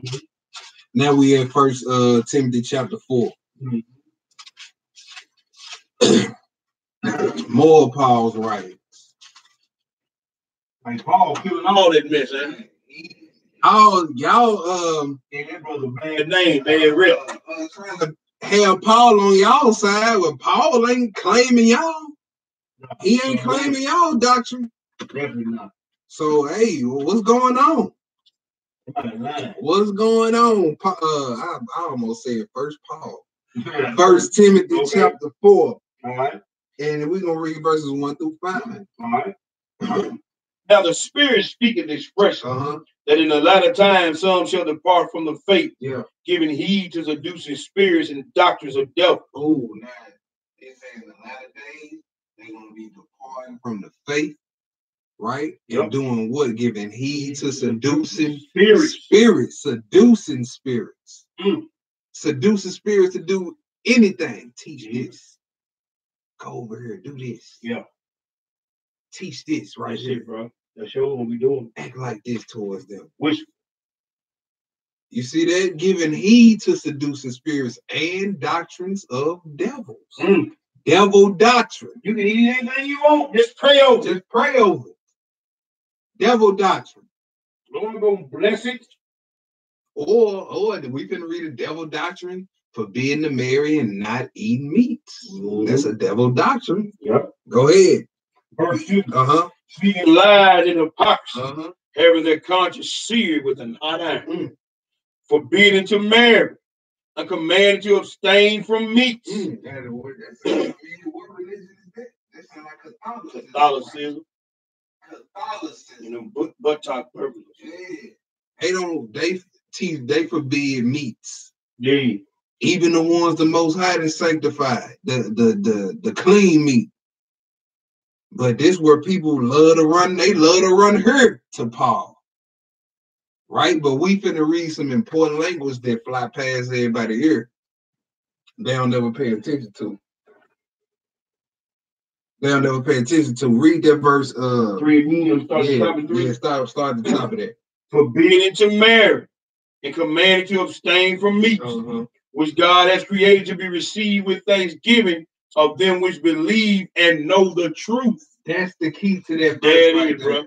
Of them that believe and know the truth. Well, what is the truth?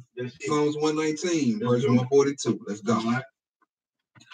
Psalms 119 and verse 142. That's the kicker right there. But people read right past that to them that believe and know the truth. Come on, bro. And you ask them, well, what is the truth? Psalms 119 and verse 142. Thy righteousness is an everlasting righteousness, and thy law is the truth. Thy law is the what? Is the truth. Thy law is the truth. Yes, sir. All right. Let's go to John 14 and verse 6. Let's see what else is considered the truth in the scriptures.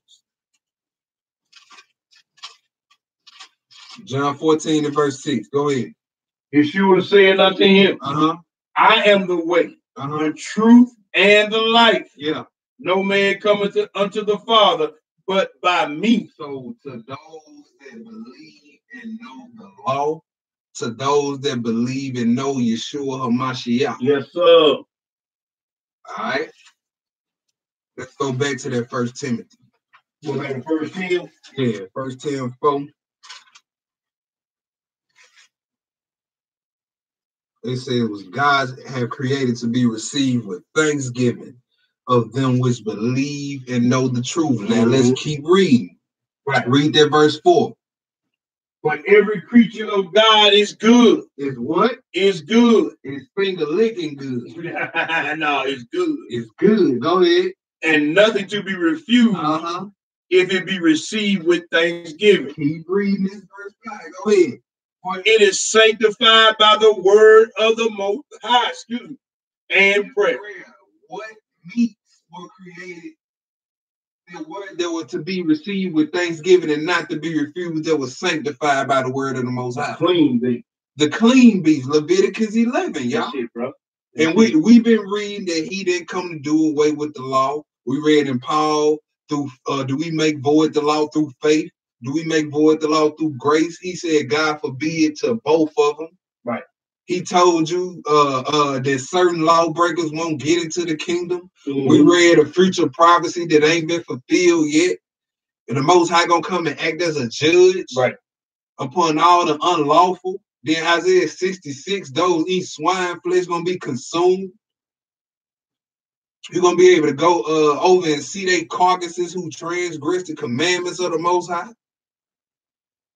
The dietary law is still in effect. Still in effect.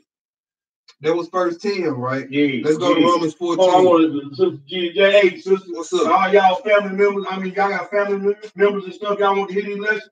Hey, y'all can go on these videos and hit share and go to Facebook. If y'all Facebook friends with them, share it. They get on your page, they might learn something, they might see something. You know what I'm saying? That's our duty to spread this word by any means necessary, whether it be through social media, word of mouth, whatever. Yeah. Share these videos. Share them, send them to your folks. Twitter. No, y'all don't need our permission to share these videos. Hey, this for y'all. This for the nation. You know what I'm saying? That could be part of y'all ministry. Share them on Facebook, Twitter, Periscope, wherever. Y'all got family members, Instagram. Share these videos. Share other folks' videos about this kind of stuff and get the word out. That's right. No, this ain't about us at all. Where we at? Romans 14. All right. Romans 14, because amongst the body of Israel, you got a lot of bickering about vegans and meat eaters, lawful meat eaters at that. Right. You know what I'm saying? You got a lot of stuff out here like documentaries like What the Hell? Yeah. That's been hot, and people are watching this and they just coming to the conclusion like, bro, I'm staying away from the meat, from all of it. And they just going straight, back to the Garden of Eden diet. And that's where they at with it. I appreciate it. That's where they at with it. And it ain't no wrong with that. But don't turn your nose up at me because I want to eat a steak. You know what I'm saying? And I ain't gonna turn my nose up at you just because you want to go vegan. You want to eat black bean burgers or what have you. You know what I'm saying? I ain't got no problem with that. It's periods of time where I go meatless. I don't eat nothing but fruits and vegetables, raw foods. You know what I'm saying? So look, we don't need to be bickering about these things that we come to conscious decisions about. We shouldn't be separating from each other because of these things. Right. And this is what Paul getting into. And now this don't give you an out to eat what you want to eat. And this don't give you an out to not keep the feast days either. That's it. Because this is what they like to use. Right. Okay? You can pick it up at verse 1. Romans chapter 14, y'all, and this is verse 1. All right. Him that is weak in the faith, receive ye, but not to doubtful disputations. That's right. So accept the weak, but not for the sake to argue with them. Like, don't reach out to a brew and say, when you finally talk to him on the phone, so yeah, you that nigga that don't eat meat. Huh? Right. Look, it really ain't none of your business to be judging him for not eating meat. Right. Or if you and vice versa, if you eat all herbs, it ain't none of your business. And you just can't put them damn steaks down, can you? Right. Look, that is lawful meat. So what you talk? Why you talking? But it said the one. We got to keep reading. Read verse 2. For one that believeth that he may eat all things, another who is weak eateth herbs. So the one who is weak eateth herbs. Now, meat eaters, they try to use it to say, see, the brother who don't eat meat is weak. No, but he not weak because he don't eat meat. Right. He's weak because of how he views the brothers that do eat meat. Right. That's why he's weak. All right. Go ahead, verse 3. Let not him that eateth despise him that eateth not.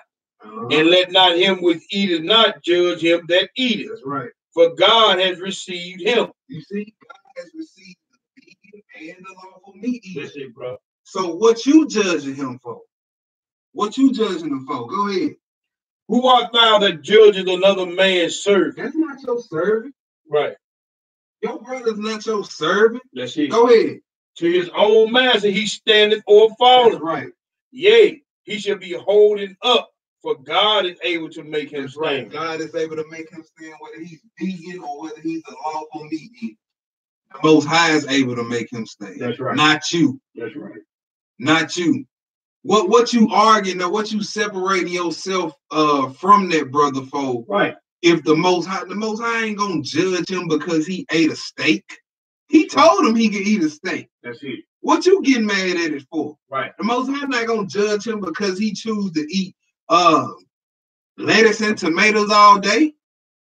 He that's lawful for him. That's it, bro. Verse 5. Let's go. Verse 5. One man esteemeth one day above another. Right. Another esteemeth every day alike. Right. Let every man be fully persuaded in his own mind. So let every man be fully persuaded in his own mind. These issues right here is so now he's taking it today to let you know that what he's saying applies to more than just food. Right. All right. You may esteem one day higher than the other one. Like I give you a perfect example within the body of Israel. Some brews choose to keep certain memorial days of ours like Purim and dedication. Right. Right now, you have some brews who choose not to. Ain't nothing wrong with that. You know what I'm saying? But where the division comes in there is the brews who do keep it say, you niggas going to the lake for not keeping. Right. And then the brews that don't keep it say, you niggas going to the lake for doing that. Y'all need to be doing all that. It ain't Leviticus 23. Yeah. You know what I'm saying? These are matters of conscience. Right. Now, you want to say this here. When he said that in verse 5, he ain't talking about esteeming the folly days above the holy days. Right. Because Jakes will go there. Right. And Sunday Christians will go there. Yeah. He talking to people who know about the laws, okay? That's right. He tell you that back in that Romans 7, I speak to them that know the law. And then look, if they just keep reading Paul right here in this verse, right, they'll see that he ain't talking about nothing unlawful. Right. All right, read that verse 6 at the top again. He that regardeth the day regardeth it unto the Lord. Right. He that regardeth not the day to the Lord, he does not regard it. He that eateth to the Lord. Yeah. For he giveth the most high thanks. And he that eateth not is the most high eateth not. He eateth not. You see that? So whether you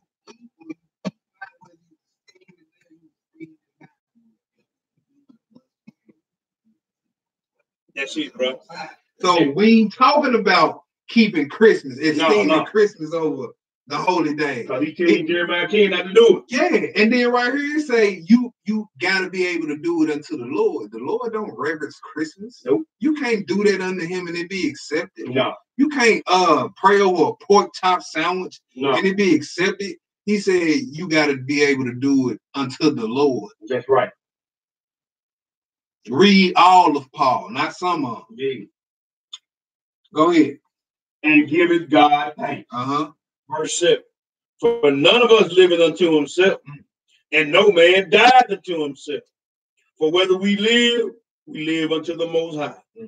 And whether we die unto the Most High. Right. Whether we live, therefore, or we die, we belong to Yeshua. To this end, Christ both died and rose and revived, that he might be Lord both of the dead and living. That's right. But why dost thou judge thy brother? Or why dost thou set at naught thy brother?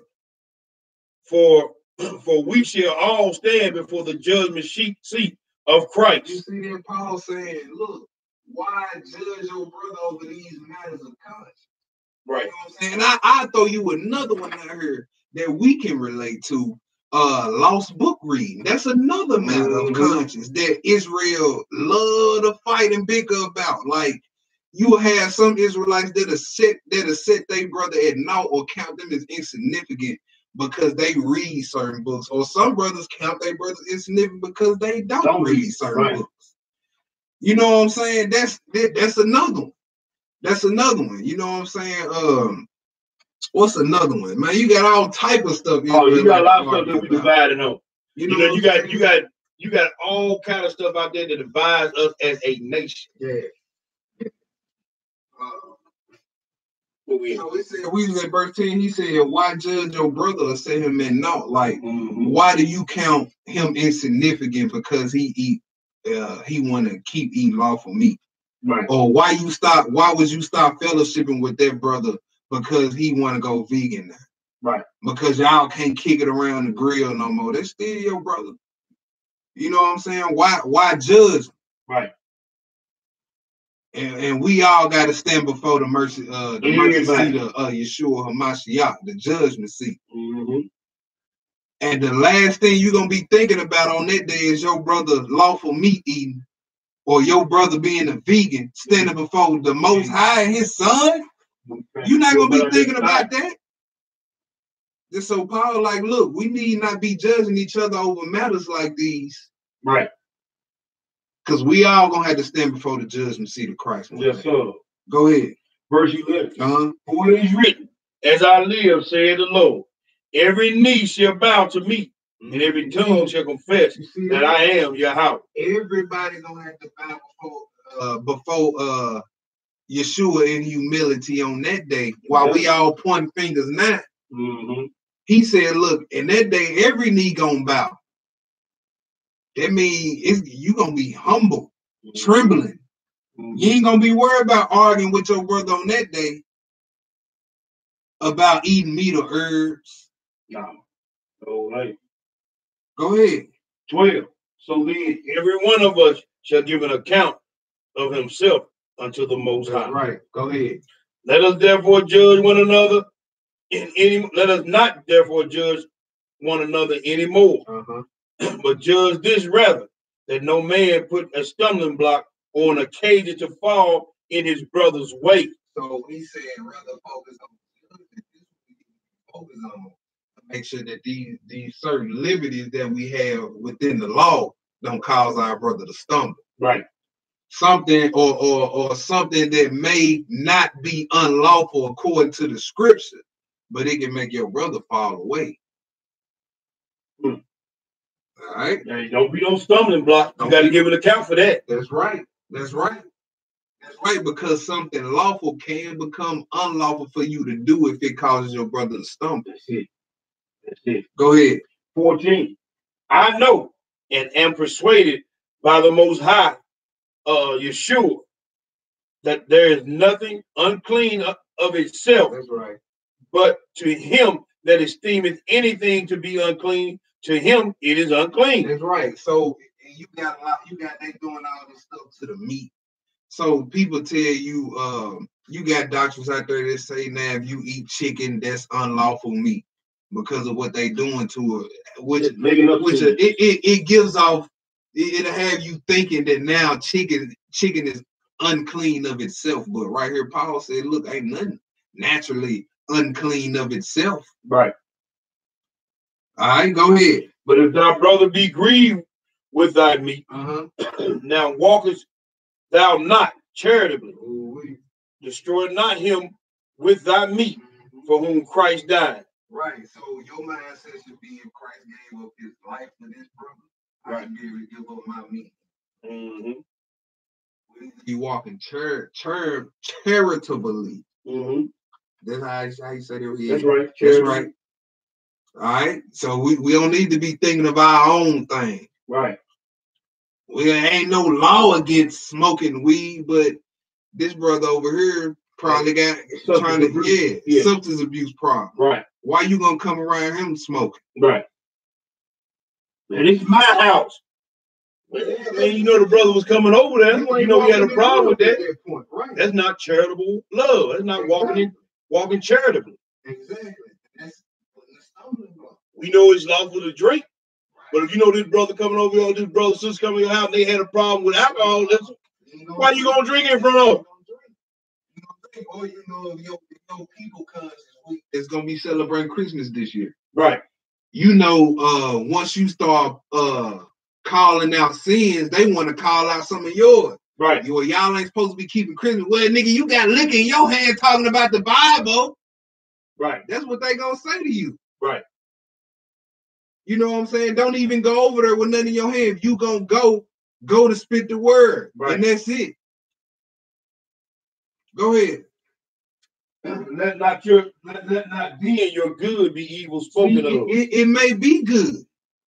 Genesis 1:29, he may have given you all the herbs of the field. Right. Psalms 104 for the herbs or for the service of man. Right. Yeah. But your good can be evil spoken of if it causes your brother to stumble out of the way. Right. And the book also tells you to abstain from all appearances of evil. That's right. That's right. Go ahead. For the kingdom of God is not meat and drink, that's right, but righteousness and peace and joy in the Holy Ghost. That's right. For he that in these things serveth Christ is acceptable to God and approved of me. Let us therefore follow after the things which make for peace, and the things wherewith one may edify another. So it means putting that little hand away when you around your brother. Right. Away. Or putting your herbs away when you're around your brother. Or your strong drink away. He said, let's follow out the things that make for peace and not for bickering. Right. Go ahead. So the sister want to know, TJ, I recently heard that chicken is a hybrid. Is that true? I mean, we know they manufacture some chickens in factories, but we gonna get into you gonna get on that. You got that. So you answer that when you get to that. Yeah, that's coming up, my sister. That's coming up in 1 Corinthians 10, because I done heard recently too that chicken is a hybrid. Okay, we gonna get into that. Go ahead. For meat, verse 20. For meat destroyed not the work of God. All things indeed are pure. That's right. But it is evil for that man who eateth with offense. Yeah, go ahead. It is good neither to eat flesh, nor drink wine, nor anything whereby thy brother stumbleth, or is offended, or is made weak. That's right. Hast thou faith? Have it to thyself before God. That's right. So look, if you know that brother got a substance abuse problem, do that before you even go over there. You know what I'm saying? Or do it after you get up with the brother. I mean, do it away from him so that he can't stumble. Right, brother. That's right. That's the whole point. Go ahead. Happy is he that condemneth not himself in that thing which he allowed. Right. So you don't want to go over there and smoke or do a drink in front of this brother. Then when you leave, you be like, damn, I was drinking in front of that brother. You condemning yourself for something that you allow yourself to do. Right. You know what I'm saying? When you should have been circumspect in the first place, instead of thinking of your own thing, because it's a freedom, a liberty that you have. See, we tend to get caught up in that. Well, it ain't no sin. It ain't sin. That'd be the first thing that come out of our mouth. But it's a stumbling block. That's right. It becomes sin. Exactly. He said to him to know to do good and do it not, to him it is sin. That'd be the first thing to come out of our mouth. What law? What a book at, brother? It ain't no sin. Okay. All right. You ain't taking anything in consideration. You ain't taking in consideration what Paul had to say about making your brother stumble out the way. None of that. You just, it ain't sin. So let's rock. Right. We got to become a little bit more mature spiritually than that. Charitable. That's right. Charitable in your walk. That's right. We was finished with that. What do you want me to read to? I'm at 23 right now. Yeah, finish that out. I believe 23. That's the okay. Yeah, that's the last verse. And he that doubted is damned if he eat, because he eateth not of faith. That's right. For whatsoever is not of faith is sin. Right. All right, now let's get to this 1 Corinthians 10. That's what the sister was just asking about. We're gonna touch on that. A little bit later in this chapter right here. Okay. We're gonna pick this up in verse 1. All right. Moreover, brother. I'm sorry, my bad. This is going into pagan feasts. All right. So you come around the time of the year, y'all, where the invite's gonna be getting thrown out. At home. Y'all coming over here? Like they had the list out today at my job. Who bringing this to the Thanksgiving potluck? They know not to even look at me. Like, they already know. Don't even look over here. I ain't coming. But you got some people that say, can we eat the food there even if it's clean? No. And we gonna read why. And after we state our case, however you feel about it afterwards, how you feel about it. You know what I'm saying? Just a cake. Yeah. It's just a cookie. It's just some sweet potato pie. We don't see. Real quick.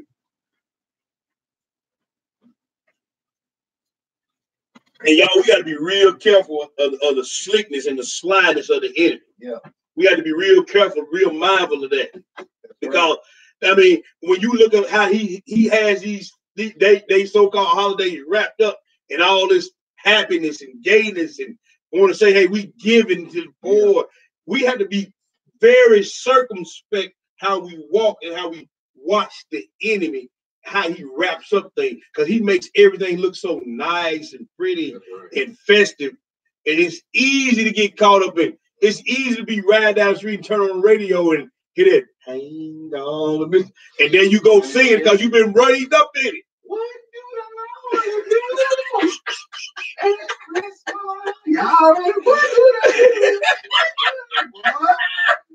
Hey, we got to be careful of that, family. Family, we really had to be careful of that, and we had to be careful that our family doesn't shame us into coming over when we don't want to come over, we don't want to participate. Right.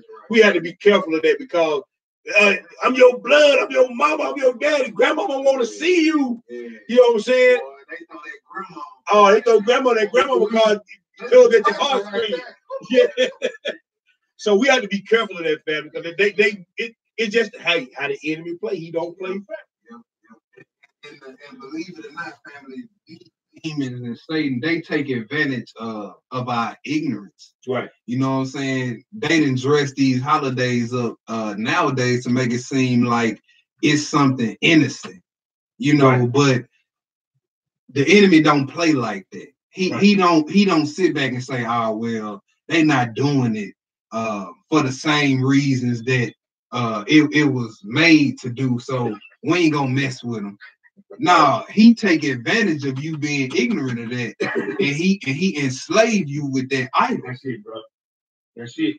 And he enslaved you with that idol. So in this 1 Corinthians 10, this is what Paul gonna touch on.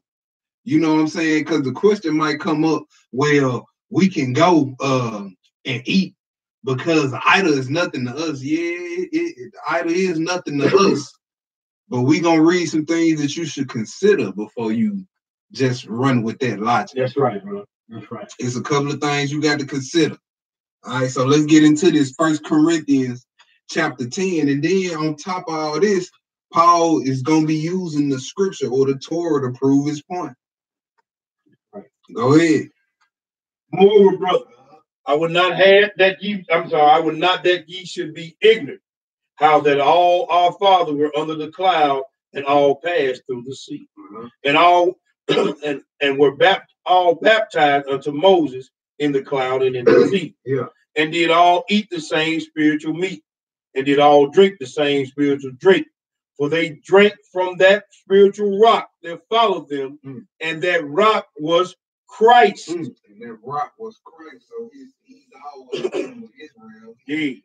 That was the presence of Christ back then. That's right. Go ahead. But with many of them, the Most High was not well pleased, for they were overthrown in the wilderness. Now these things were our examples, to the intent we should not lust after evil things as they also lusted. This Paul again vouching for the Old Testament. We can go back and look at these things for examples. The things that happened to our forefathers, to the children of Israel, he said these things was written for our example. That's right. Go ahead. Neither be ye idolaters. As some be what? Idolaters. Okay. As were some of them. Yeah. As it is written, the people sat down to eat and drink. Now what? Now he said, neither be ye idolaters. Now some people think that idolatry consists of just the worship. But eating and drinking is attached to idolatry. Eating and drinking is. That's it. He said, neither be ye idolaters as some of them were. For the people ate and drank and rose up to play. Right. Go ahead. Neither let us commit fornication as some of them committed, and fell in one day 23,000. Neither let us tempt Hamashiach. Neither let us do what? Tempt Hamashiach, as some of them also tempted and were destroyed of serpents. He just gave you examples. He gave you 32 verses 46. Numbers what? 21. 5 and 6, when they was bidding the serpents. That's it. Go ahead. Neither murmur ye, as some of them also murmured, and were destroyed of the destroyer. Excuse me. Now all these things happened unto them for example, and they were written for our admonition. Hey, hold on. Go back to that verse 8. My bad, I missed something right. Okay. All right. Verse 8. Neither let us commit fornication as some of them committed, and fell in one day 23,000. Old Testament, number 25. Mm-hmm. He gave you an Old Testament example. So the question will be asked, well, if they invite me over to the Thanksgiving dinner or the Christmas party, can I go? Let's see what the script say. Let's see what the script say. Or here go another one. Or it's Halloween, and can I eat the candy?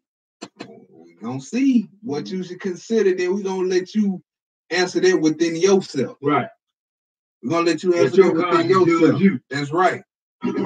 That's right. Number 25, we're gonna read, we pick it up in verse 1. All right. We read down. And Israel abode in Shittim, and the people began to commit whoredom with the daughters of Moab.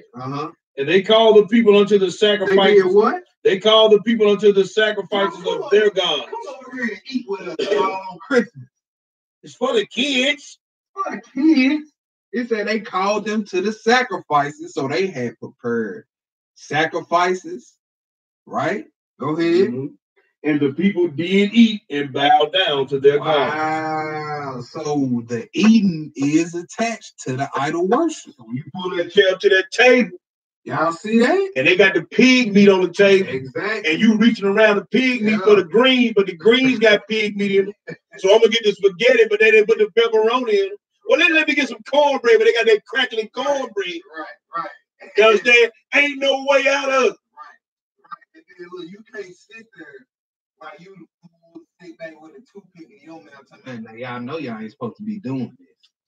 You still off. You still off. Oh, praise. You still off. But we keep saying, we constantly saying, along with the actual worship of the idol is what? Eating and drinking, man. Right. That's it. Because let's think about this, brothers and sisters. Every folly day they have centered around what? Eat. Yep. So I don't care if it's the 4th of July, Thanksgiving, Christmas, everything they do is centered around eating. Not all the most high feast days are centered around eating, but most of them do. So that's what I'm saying. So you sitting down at the table, you bow down to the tree to get the gift. You doing all these things, and you bow to their idols. And then you going over there and say you're going to eat some chicken off the grill, but hey, they put the pig meat on the grill. So you that pig meat grease is all on the grill, but you got the piece of chicken. It's abominable now because he said don't even touch their carcass. Right. And then if this food in a pagan like Christmas, you don't need to be eating. Right. Because it's sacrifice on the idols. It's sacrifice on the idols. And we gonna keep reading in 1 Corinthians 10 about he said, behold, Israel after the flesh are not those who partake in the sacrifices, are they not partakers of the altar or the worship? So if you eat of the sacrifices, you partaking in the worship. It's plain and simple. That's all what it is, bro. It's plain and simple. I keep reading it. Verse 3. And Israel joined himself to Baal Peor. So they joined themselves to Baal Peor by eating and bowing down. That's right, bro. Go ahead. And the anger of the Lord was kindled against Israel. Yeah. And the Lord said unto Moses, take all the heads of the people and hang them up before the Most High against the sun, that the fierce anger of the Lord may be turned away from Israel. Oh my goodness. So the only thing that was going to playing with them, dude, was to hang their heads up for that.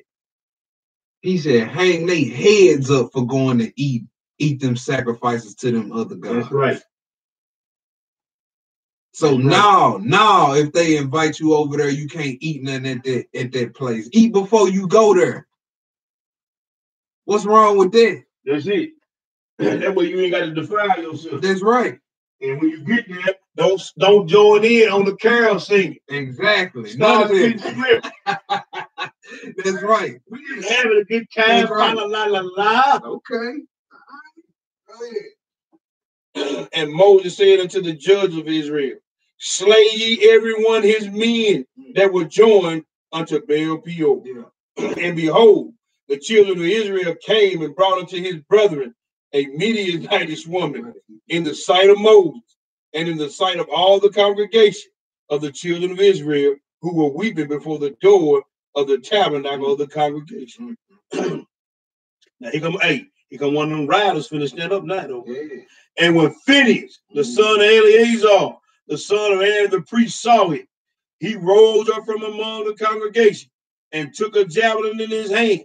And he went after the man of Israel into the tent and thrust both of them through, the man of Israel and the woman through her belly. So the plague was stayed from the children of Israel. And those that died of the plague were 24,000. Because I can't do that killing. So, hey, but all for what though? For eating and bowing down and drinking the other gods. The eating and drinking, y'all, that's part of the idolatry. That's part of the idolatry. Let's go back to that 1 Corinthians 10. All right. That's part of the idolatry. We was at verse we stopped at verse 8 again, didn't we? No, we stopped at 10.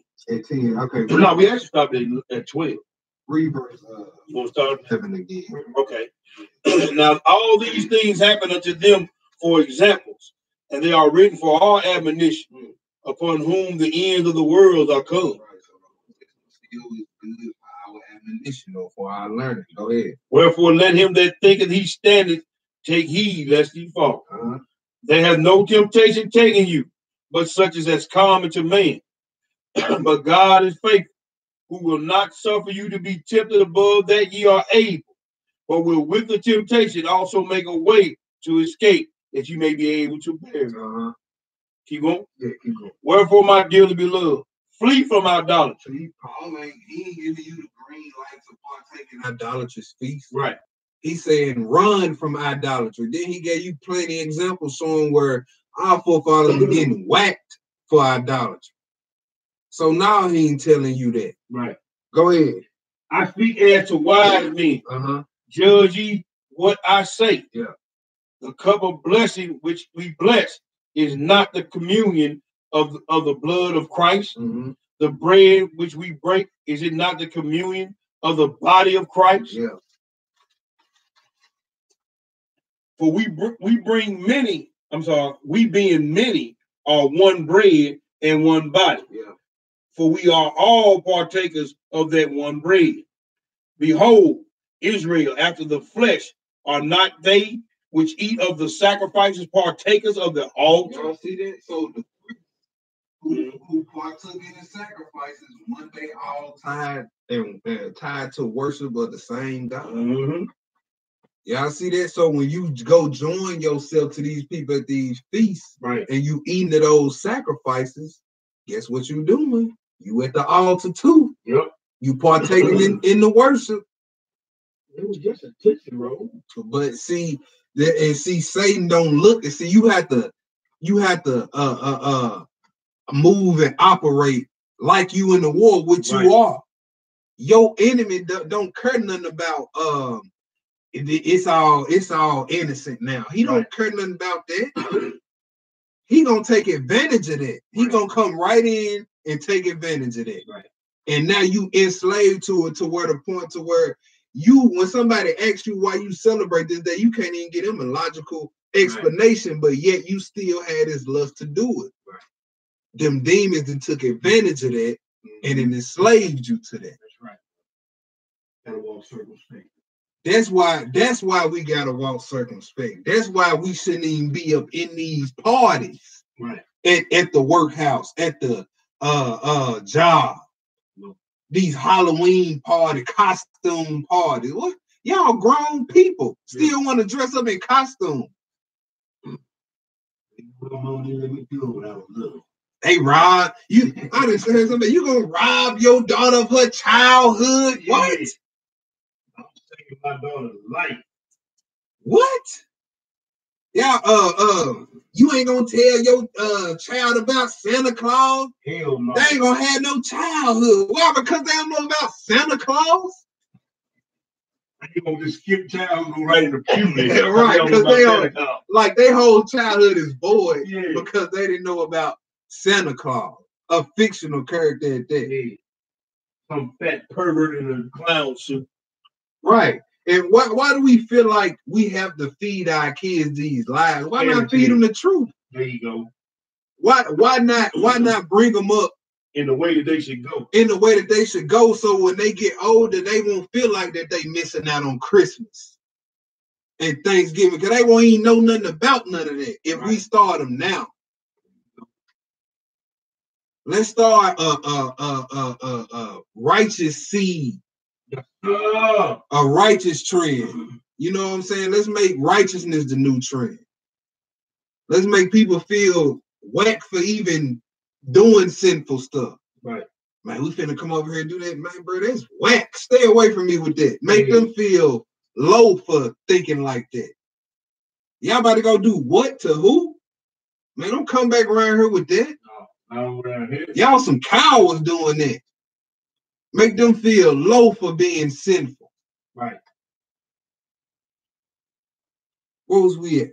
We at verse 19. Okay, go ahead. What say I then? That the idol is anything? He said, now don't get me wrong. I'm not saying that an idol, we know that the idol is nothing. Right. But like I've been saying, and what he's saying, but the idol might not be nothing. But them demons, the spirit behind. Them demons is what you gotta watch. Mm-hmm. Because before you know it, you be sneaking off back into Christmas, and now it's a stronghold. Now you sitting here defending that man. Compromise. You straight defending it. You straight then tried to find loopholes in scripture to say you can still do it. Mm-hmm. And you got Hebrew Israelite pushing doctrine that'll fit that mess. Yeah. And then there you go. Yeah. Yeah. Go ahead. What say I then? That the idol is anything, or that which is offered in sacrifice to the idol is anything. Yeah. But I say that the thing which the Gentiles sacrifice, they sacrifice to devils and not to God. And I would not that ye should have fellowship with devils. Y'all see this? So Paul letting you know out the things which the Gentiles sacrifice, they sacrifice on the devils. And the Most High let you know that these customs come from the Gentiles. Yep. And then if you research all the origins of these customs, they have satanic origins. Yep. So he let you know whether 2,000 years later or not, if it's something innocent, you don't need to be sitting at the table with him because it all originated from devil worship. That's it, bro. That's it. Plain and simple, y'all. That's it. Plain and simple. Don't get no simpler than that. Verse 21. You cannot drink of the cup of the Lord and the cup of devils. You cannot be partakers of the Lord's table and of the devil's and the table of devils. Right. Do we provoke the Lord to jealousy? Are we stronger than he? So you might think you strong. You might, because your knowledge then puffed you up. Right. You know what I'm saying? I got a little knowledge. I know that the idol ain't nothing. I'm gonna go over here and eat anyway, because you can, because you think you got some knowledge. But he said, do we provoke the Lord to jealousy? Yeah, your knowledge got you strong, but is you stronger than him? Nope. He's still at the end of the day, he's still gonna want to know why in the hell is you there in the first place? Right. Are you stronger than him? Nope. You're gonna be able to out-reason the Most High? Nah. And then do the Israelite shit. And he can look right in your mind and tell you what you gonna do before you do. Yeah. You think you're gonna be able to out-reason him and tell him why you was there, eating at a pagan feast. And calling somebody who was on the verge of the truth. Exactly. All eyes on you. Yep. Hey, me and my real was talking about this earlier. you always being judged of another man's conscience. That's right. Because people looking at you at all times. That's right. Especially if you somebody out here with influence in the walk. That's it. Oh, people watching you, boy. For one, to slip up. Yep. For two, some people watch you to see how they can mold their walk after yours. But a lot of people is watching you to see if you gonna say something wrong, do something wrong. That's it. So you gotta watch yourself. And that's right. Brother, your ribs is watching you. Judged of another man's conscience. Yep. Brothers and sisters, your children are watching you, judged of another man's conscience. Your co-workers is watching you, you judged of another man's conscience. Yeah, them co-workers are watching, like they watching to see if you gonna fold under that pressure. They gonna say, "Oh, look at this nigga. He finally came to the party. He couldn't take it no more."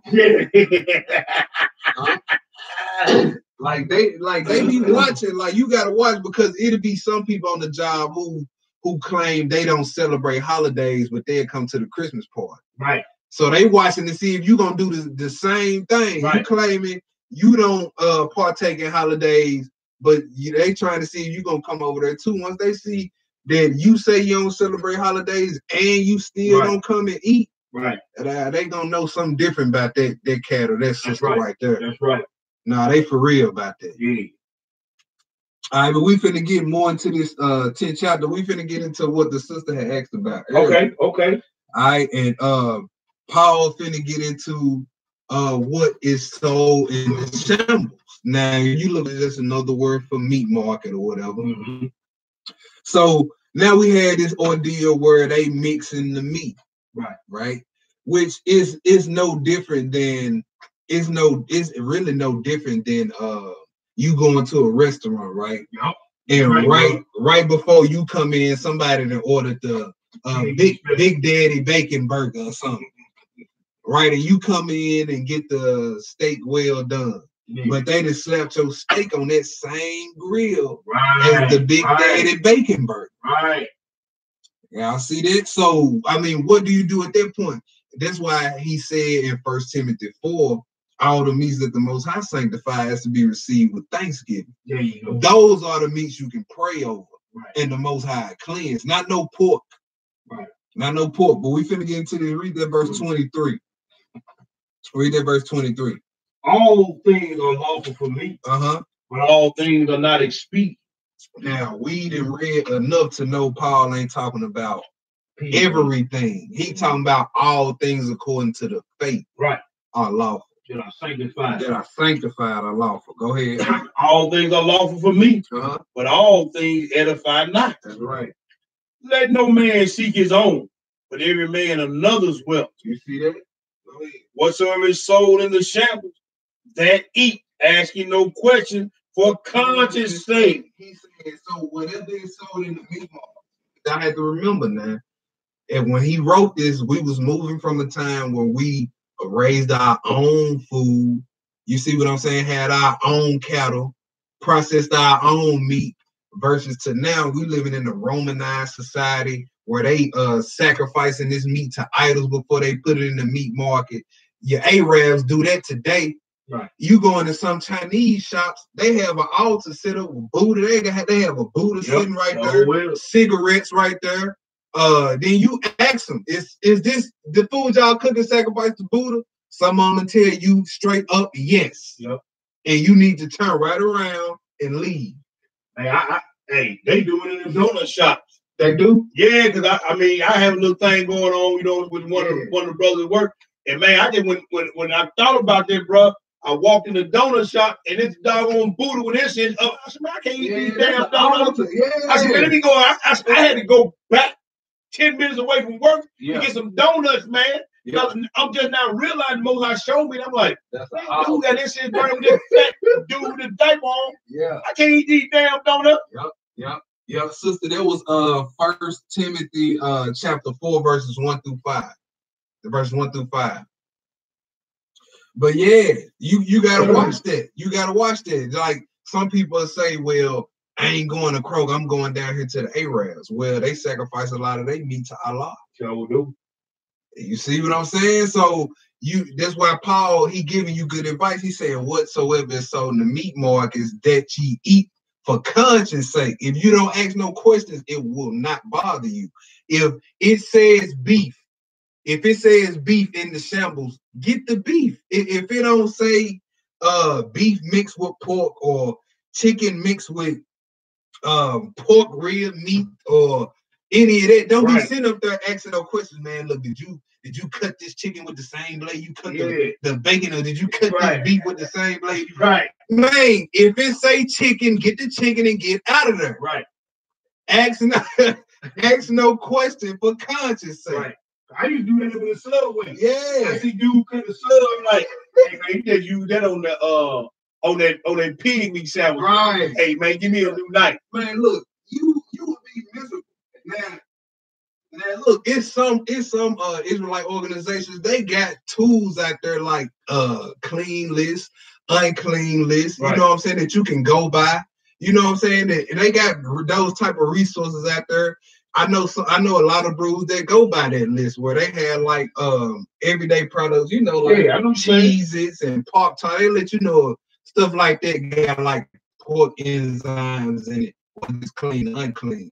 You got that out there. Some brews just like, man, if you don't stand there and ask all them questions, then it ain't gonna bother you. You see what I'm saying? If you get something for conscience sake, and then you got pork in the box, but then after you eat it, then you on that portion of the throne. Boom. Yeah. That's your warning. That's your warning. That might add a little smidge. That might be your warning. And then another thing, you got to take everything into consideration. Right. They not breaking out no special Hebrew grills when Israelites come up in these restaurants. They not looking at the door and seeing if you got friends like, oh, there go some Hebrews, y'all get that other grill out. Yeah, no, they not doing that. So like I said, they might throw your sirloin steak on the same grill. They just finished throwing that ham hock surprise. The same thing. So we don't know, y'all. Like, and then it's prophesied anyway in the prophet that you was gonna be eating defiled bread. So either way it go, you can try to say, well, you ain't supposed to eat chicken. It's a hybrid, but they GMOing crops too. They doing everything. They GMOing everything. So you gonna walk out the prophecy of having to eat the defiled bread. The word can't go back void. No, it can't. The word cannot go back void. It can't. Now, are we telling you if you can read and say beef mixed with pork? No. If you can read that, right, chicken mixed with pork, do not get it. No, we ain't saying that. Do not get it. But if it say beef on the package, get your beef. If it say turkey, don't be mad. Did you cut this with the same? Man, get out of there. You put the manager at the back off his job, going through a long dissertation on how the meat was brought to the store. And look, it's Friday before sundown. People trying to pay bills, get groceries. You didn't hold up the line for 10 minutes trying to figure out which blade he didn't cut this. And this man been back there cutting meat all day long. Right. Right. So Paul, like, if you want it like that, go to a kosher shop. Right. Or get you some land, get you a form of Star Radio your own meat. Because if I'm standing in line, you gonna hear from me. Right. Especially I'm trying to beat this sun. You know what I'm saying? I was almost there today trying to beat this sun down, trying to honor the Sabbath day. And you up in the line asking crazy questions. Right. So if it say turkey, get your turkey. If it say chicken, get your chicken. The Most High have sanctified these meats. Right. And they can be received with thanksgiving. That's it. They allowed to be prayed over. You understand? So, sister, I hope that helped you. I hope that helped you, my sister. Yeah, it helped a lot. All praises to the Most High. That wisdom be the principal thing. All praises to the Most High. Let's keep reading this. Verse 27. Verse 27. Read the verse 27. Any of them that believe not bid you to a feast. Here we go. Here we go, y'all. Any that believe not. Now look, go ahead, finish reading that. And bid you to a feast, and ye be disposed to go. That's right. Whatsoever is set before you, eat, asking no questions for conscience sake. Now the key word is disposed to go. Disposed meaning you thought about this. Then check this out. If they invite you over to somewhere, if an unbeliever invites you over to somewhere, they already familiar with you. Right. You see what I'm saying? They know you don't eat the pork. They know you don't eat the pork, and the unbeliever isn't necessarily an idolater either, because the Messiah said and ate with unbelievers. Right. That didn't eat pork. Now you think the Most High said that unbelievers ate pig meat? Exactly. No. So if you be disposed to go, meaning they familiar with you, they know you don't eat no pork. Like, say your cousin call you, bro, come over here, we throwing some on the grill. You like, man, you know I don't eat. Nigga, we know you don't eat no pork. Just come on over here. You see what I'm saying? You be disposed to go. Whatever he said in front of you, eat for conscience sake. That's what they're saying. That's not telling you to, if they set some pork in front of you, eat that. No. That ain't what they're saying. All this time, Paul been talking about law keeping, and he gonna get here and just have a brain for it? No. Go ahead. Read to 31. Read on down 31. Yeah. All right, but if any man say unto you, this is offered in sacrifice unto idols. Now he just made a distinction from going to somebody's house just to eat something, then something that sacrifice unto idols. That's right. But if any man say unto you, this is offered in sacrifice unto idols, eat not for his sake that showed it, and for conscience sake, for the earth is the Lord's and the fullness thereof. Right. Conscience, I say, not thine own, but of the other. Right. For why is my liberty judged of another man's conscience? That's good enough right there. Yes, sir. That's good enough right there. So whatever sold in the shambles that she eat for conscience sake. So he went from the shambles to going over somebody else to eat to a feast day and food sacrifice under idol. Exactly. So you had to break Paul's writing down. Because Paul was swift in that thing. Yeah. And so a lot of people, man, get in there. Well, he said this over here, but then he's saying it. Yeah. Hey, you got to slow down. And then a lot of times topics that ain't necessarily in the scripture. Ain't in the Torah. Right, ain't in the Torah. Right. You find yourself in these situations in life. Right. And the brother was giving good advice on these situations. Right. Was giving good advice. And you had to look at it like this. Like even in the 7th chapter where he was like, okay, now I'm speaking as a man. Right. You see what I'm saying? Now, the brother still had the spirit of the Most High on him when he said that. Exactly.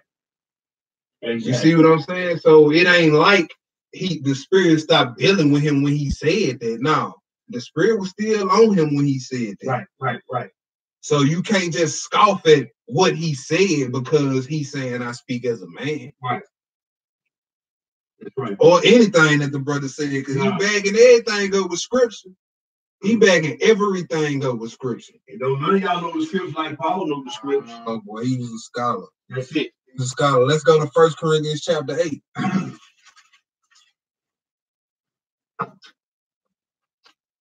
1 Corinthians chapter 8. We're gonna read this whole chapter 2. All right. I almost forgot about this one.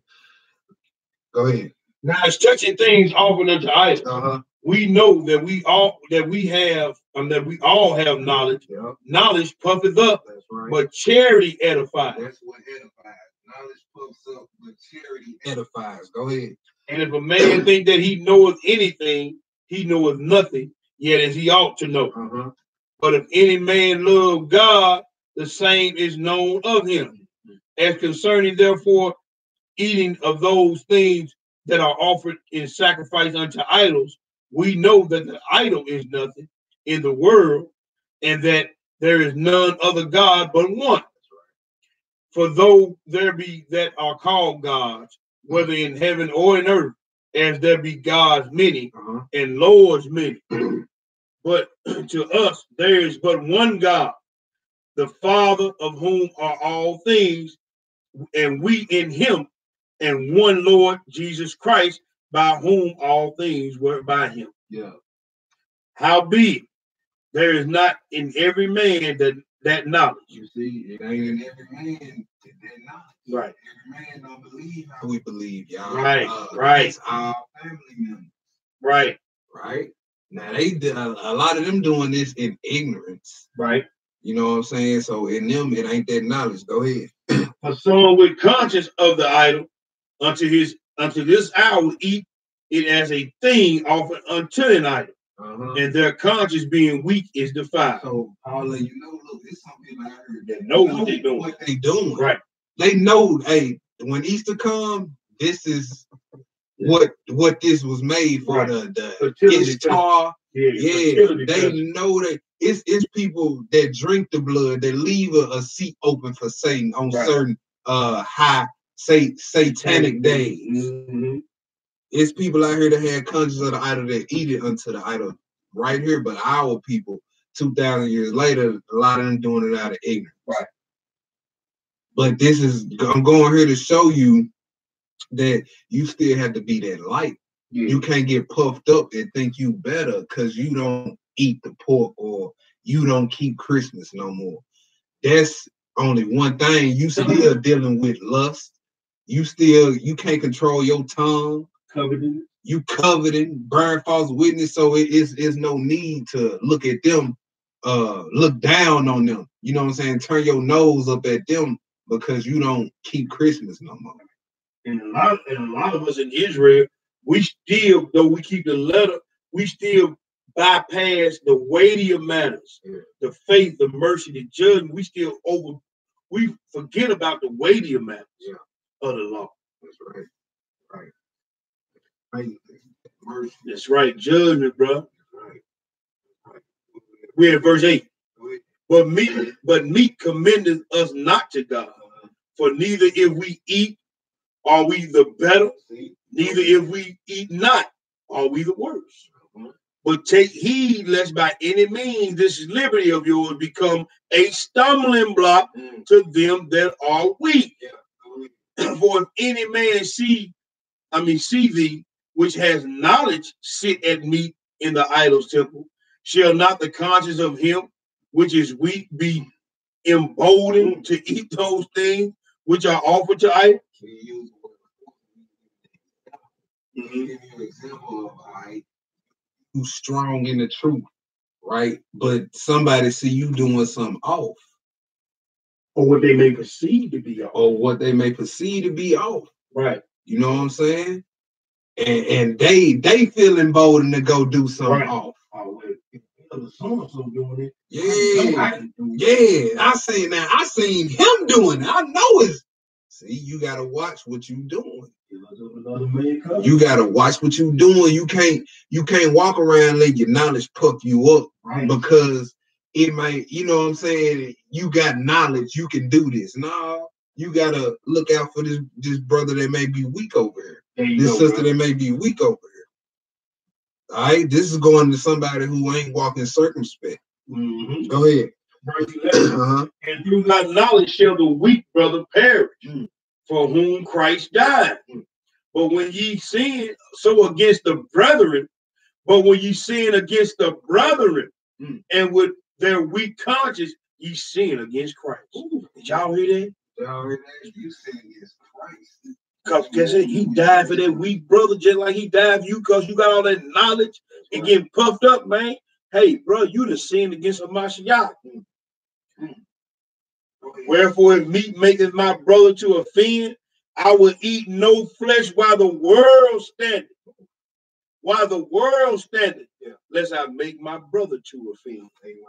That's powerful right there. It is powerful right there.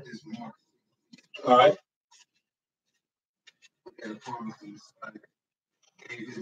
And all of us, because his disciples was they had this the spirit of the Most High on. Chapter 16. Chapter 16, you can pick it up at verse 15. All right. Verse 15. Because just because you don't deliberately eat the pork, you know what I'm saying? Like I say, you go in the restaurants, you taking the risk. Right. You know what I'm saying? They cooking their food all up on the same stuff. Man, you go to these meat markets, just you risking it because the scriptures say you gonna eat the defiled bread. Right. You know what I'm saying? You can't get away from that. It's in Hosea and Ezekiel. So but the Most High, he gave us all type of provisions. And we finna read one right here. This Yeshua himself. Read verses 15 on down. All right. Yeah. And he said unto them, go ye into all the world and preach the gospel to every creature. He that believeth and is baptized shall be saved, but he that believeth not shall be damned. Yeah. And these things shall follow them that believe. In my name shall they cast out devils. They shall speak with new tongues. Yeah. They shall take up serpents. And if they drink any deadly thing, it shall not hurt them. It shall not do what? Hurt them. It shall not hurt them. If they drink any deadly thing, it shall not hurt them. They shall lay hands on the sick, and they shall recover. So then, after the Lord has spoken unto them, he was received up into heaven and sat on the right hand of the Most High. And they went forth and preached everywhere, the Lord working with them and confirming the word with signs following. Amen. So he said, if we drink anything poisonous, it will not hurt you. If you get down with the spirit of the Most High. Right. How do you get the spirit of the Most High? By doing what? Keeping the command. Right. So if you have the spirit of the Most High, he's saying, look, if you drink anything poisonous, it won't hurt you. That's right, bro. It won't hurt you. All right, now let's go to the Apocrypha. All right. Let's go to 2 Maccabees 6. Read about Eleazar. Yes, sir. Eleazar. We gonna get it. I'm gonna get another one, but strong, bro. Just to show you like what our forefathers' mindset was when it came to eating unlawful meats. Like they would rather die. They would rather give up their life than to sell out and eat something unlawful and go against the Most High. This is 2 Maccabees chapter 6. Right. You pick it up there. You pick it up in one. All right. Not long after this, king sent an old man of Athens to compel the Jews to depart from the laws of their fathers and not live after the laws of God, and to pollute also the temple of Jerusalem and call it the temple of Jupiter, Olympus, that in the Garzium of Jupiter, the defender of strangers, and they did desire that dwelt in the palace. In the place. Yeah. The coming in of this mischief was sore and grievous to the people, for the temple was filled with riot and revelings by the Gentiles who dallied with the harlots and had to do with women within the circuit of the holy place. Right.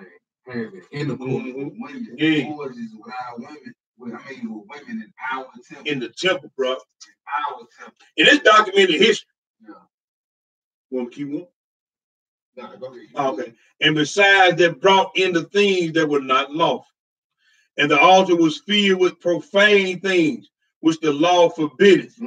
Neither was it lawful for a man to keep the Sabbath days or ancient feasts, or to profess himself at all to be a Jew. Y'all see what type of persecution our forefathers was under? This is coming right back around. Look at the type of things that was forbidden. To keep the Sabbath days, to keep the feast, and to even openly claim you was an Israelite. That's it. Go ahead. 7. And in the day of the king's birth, every month they were brought by bitter constraint to eat the sacrifices. And when the feast of Bacchus was kept, the Jews were compelled to go in procession to Bacchus carrying ivy. So he had them with ivy around their head. Mistletoe. That's that Greek custom. You know what I'm saying? This man celebrated his birthday the day of his birthday every month. And to celebrate or for his entertainment, he will bring our forefathers in there against their own will and make them eat profane, defiled meats. Go ahead. Oh, they went out of the decree to the neighbor cities of the heathen by the suggestion of Ptolemy against the Jews that they should observe the same fashions and be partakers of their sacrifices. Of their what? Sacrifices. Go ahead. And whoso would not conform themselves to the manner of the Gentile should be put to death. Then might a man have seen the present mission.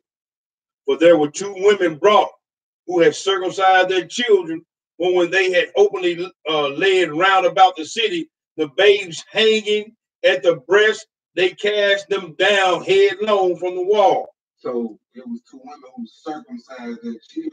Right. And they went and paraded these women around with their babies right before they threw them headlong off a building. All because they didn't want to partake in the Gentiles' feast. Right. All because they wanted to do what the Most High said do. Right.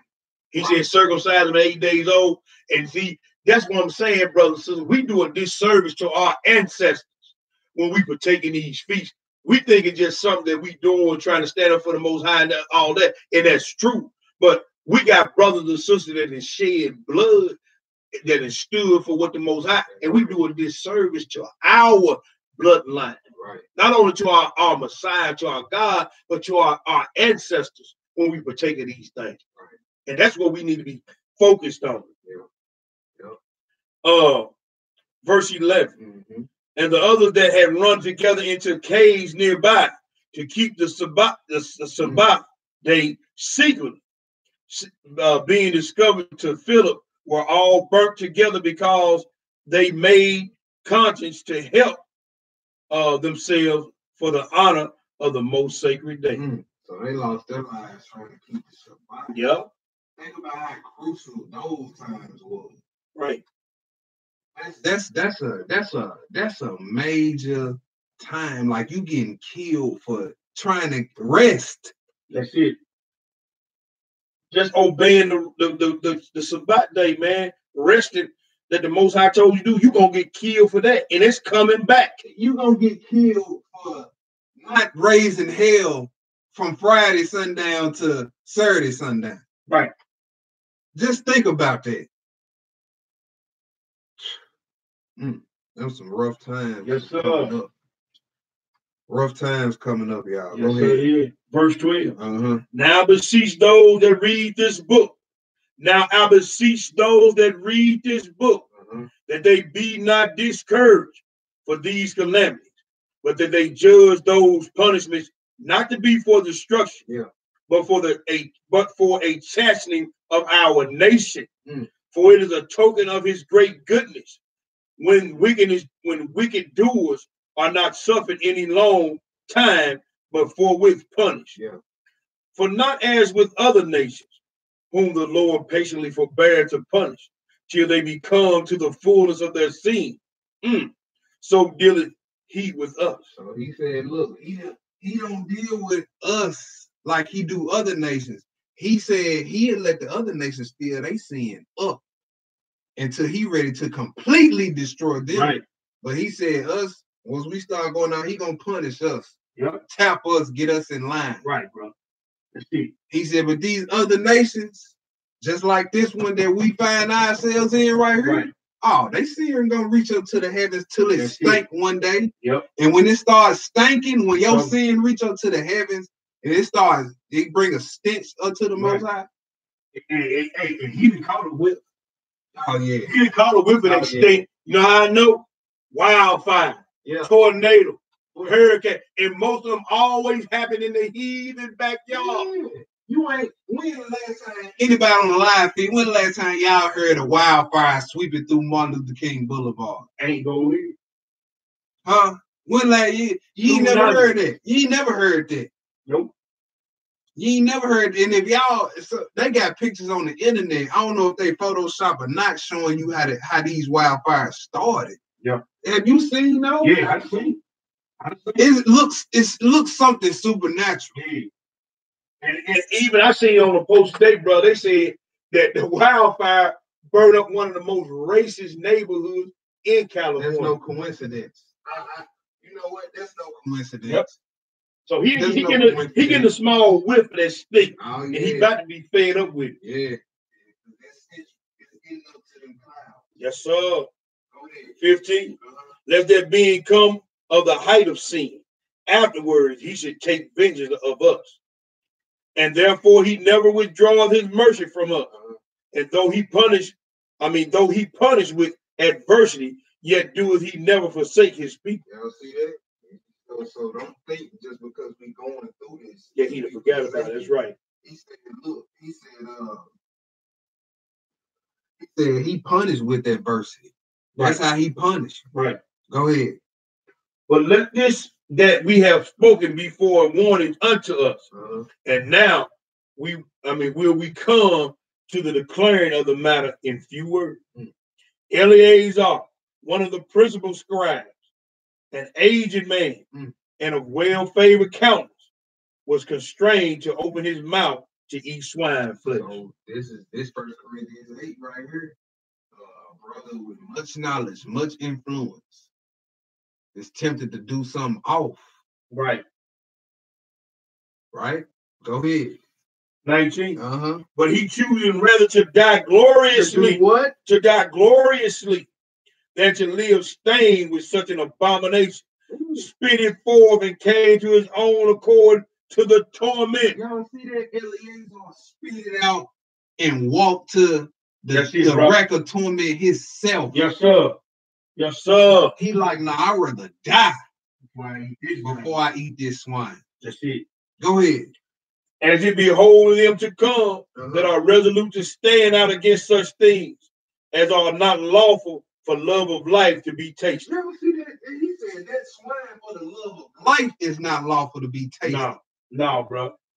That's what our mindset need to be. Go ahead. 21. But that they had the charge of the wicked feet. Of that what? Of that wicked feet. Wicked feet. Go ahead. For the old acquaintance that had with him, the man taking him aside, besought him to bring flesh of his own provision. So some of his old partners that had sold out. Right. Hey man, well, I tell you what, look at you some of your meat, see? Yeah. It made it look like So they tried to convince the elder, look, you ain't even gotta eat the pork, just take some clean meat, lamb meat or something, whatever it was, whatever meat is lawful for you, and act like you eating the pork. Right. See, when the time comes, you can't even act like you finna sin against the Most High. Abstain from all appearance of evil. That's right. That's right. And he knew that he was judged of another man's conscience.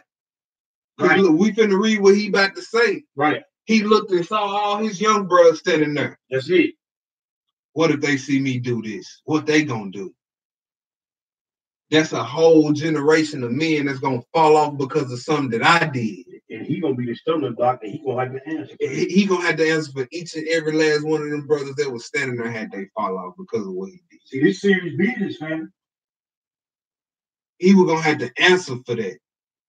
And if you a leader of a flock and the flock is falling apart under your watch, guess who's gonna have to answer for that?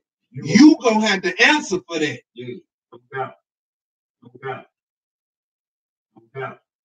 If we want to have a role as so-called shepherds of the flock, right? We need to be studying John 10. Yeah. That's it, bro. We need to have the same mindset our Messiah had for the people. Look, the real shepherd gonna lay down his life for the flock if need be. That's it. That's it. Go ahead. And make it as if he did eat the flesh taken from the sacrifice commanded by the king. Wow. That in so doing he might be delivered from death, and for the old friendship which with them find favor. But he began to consider discreetly. He began to consider discreetly. You see that? And as became his age and excellency of his ancient years and honor of his great head, whereunto he was come, and his most honest education from a child. That's right. This is an honest education. This Torah is an honest education. Yeah. Go ahead. Or rather, the holy law made and given by the Most High. That's right. Therefore, he answered accordingly and wheeled them straight ways to send him to the grave. Yes, sir. Man, send me to the grave. I'm not eating it. That's it, bro. Send me to the grave. Go ahead. And for it becometh not our age, said he, in any wise to disassemble, whereby many young persons might think that Eleazar, being 80 years old and teen, his brother was 90 years old, were now gone to a strange religion. See, this is what we talking about, brothers and sisters. See, when they invite you to the feast, this brother laid down his life Said, no, I don't want none of your feast food. I ain't partaking of your feast, and I'm gonna lay down my life. Because he looked over at them young brothers. Yeah. He said, hey man, I'm 90 years old, and if I do this at 90, these cats still young, they gonna go through their whole life because they didn't see me, and they gonna stumble through life. Yeah. See, this how serious this thing is. Yeah. And we got to understand it, brothers and sisters. He wasn't thinking of his own thing. Right. He wasn't thinking, Eleazar wasn't thinking, well, technically it ain't pork. So. Right. No, bro. No, like, he was all in. Yeah. All in. He ain't even finna act like I'm finna sin against my God. Go ahead. And 25. And so they through mind hypocrisy and desire to live a little time, a moment longer, should be deceived by me and get a stain to my old age and make it abominable. For though the present time I should be delivered from the punishment of men, yet should I not escape the hand of the Almighty, neither alive or dead. He thought about the end. Yeah. Well, that end, thinking about that end game to save you from making a lot of bad decisions. Will. If you thinking strictly on the pleasure you're gonna get from whatever you about to do, you're gonna miss it. You better think on the end. Think of the end game. Okay, after this over with, right, I'm still gonna have to holler at the Most High for this. And that's with anything. That's with anything. Like, that's what you need to be thinking about, the end. You brother, when y'all planning that secret rendezvous and about to put your covenant somewhere it ain't got to be, ain't got no business be, you better think about the end. You better think about the end. You better think about that covenant roasting in that lake. Yeah. Boy, woo, that, imagine fire around them parts of your body. Sir. Just imagine it. Hey. Let that marinate for a minute. Men and women. That's it. Go ahead. Wherefore now magnify changing this life, I will show myself such as one as mine age requires, and leave a notable example to such as be young to die willingly and courageously for the honorable and holy law. Man. And when he had said these words, immediately he went to the torment that they that led him, changing the good will, they bear him a little before into hatred. Now you see this, when you stand up for the truth, those who thought highly of you don't think you crazy, they gonna be mad at you. Man, all you had to do was do that, now they finna kill you. So?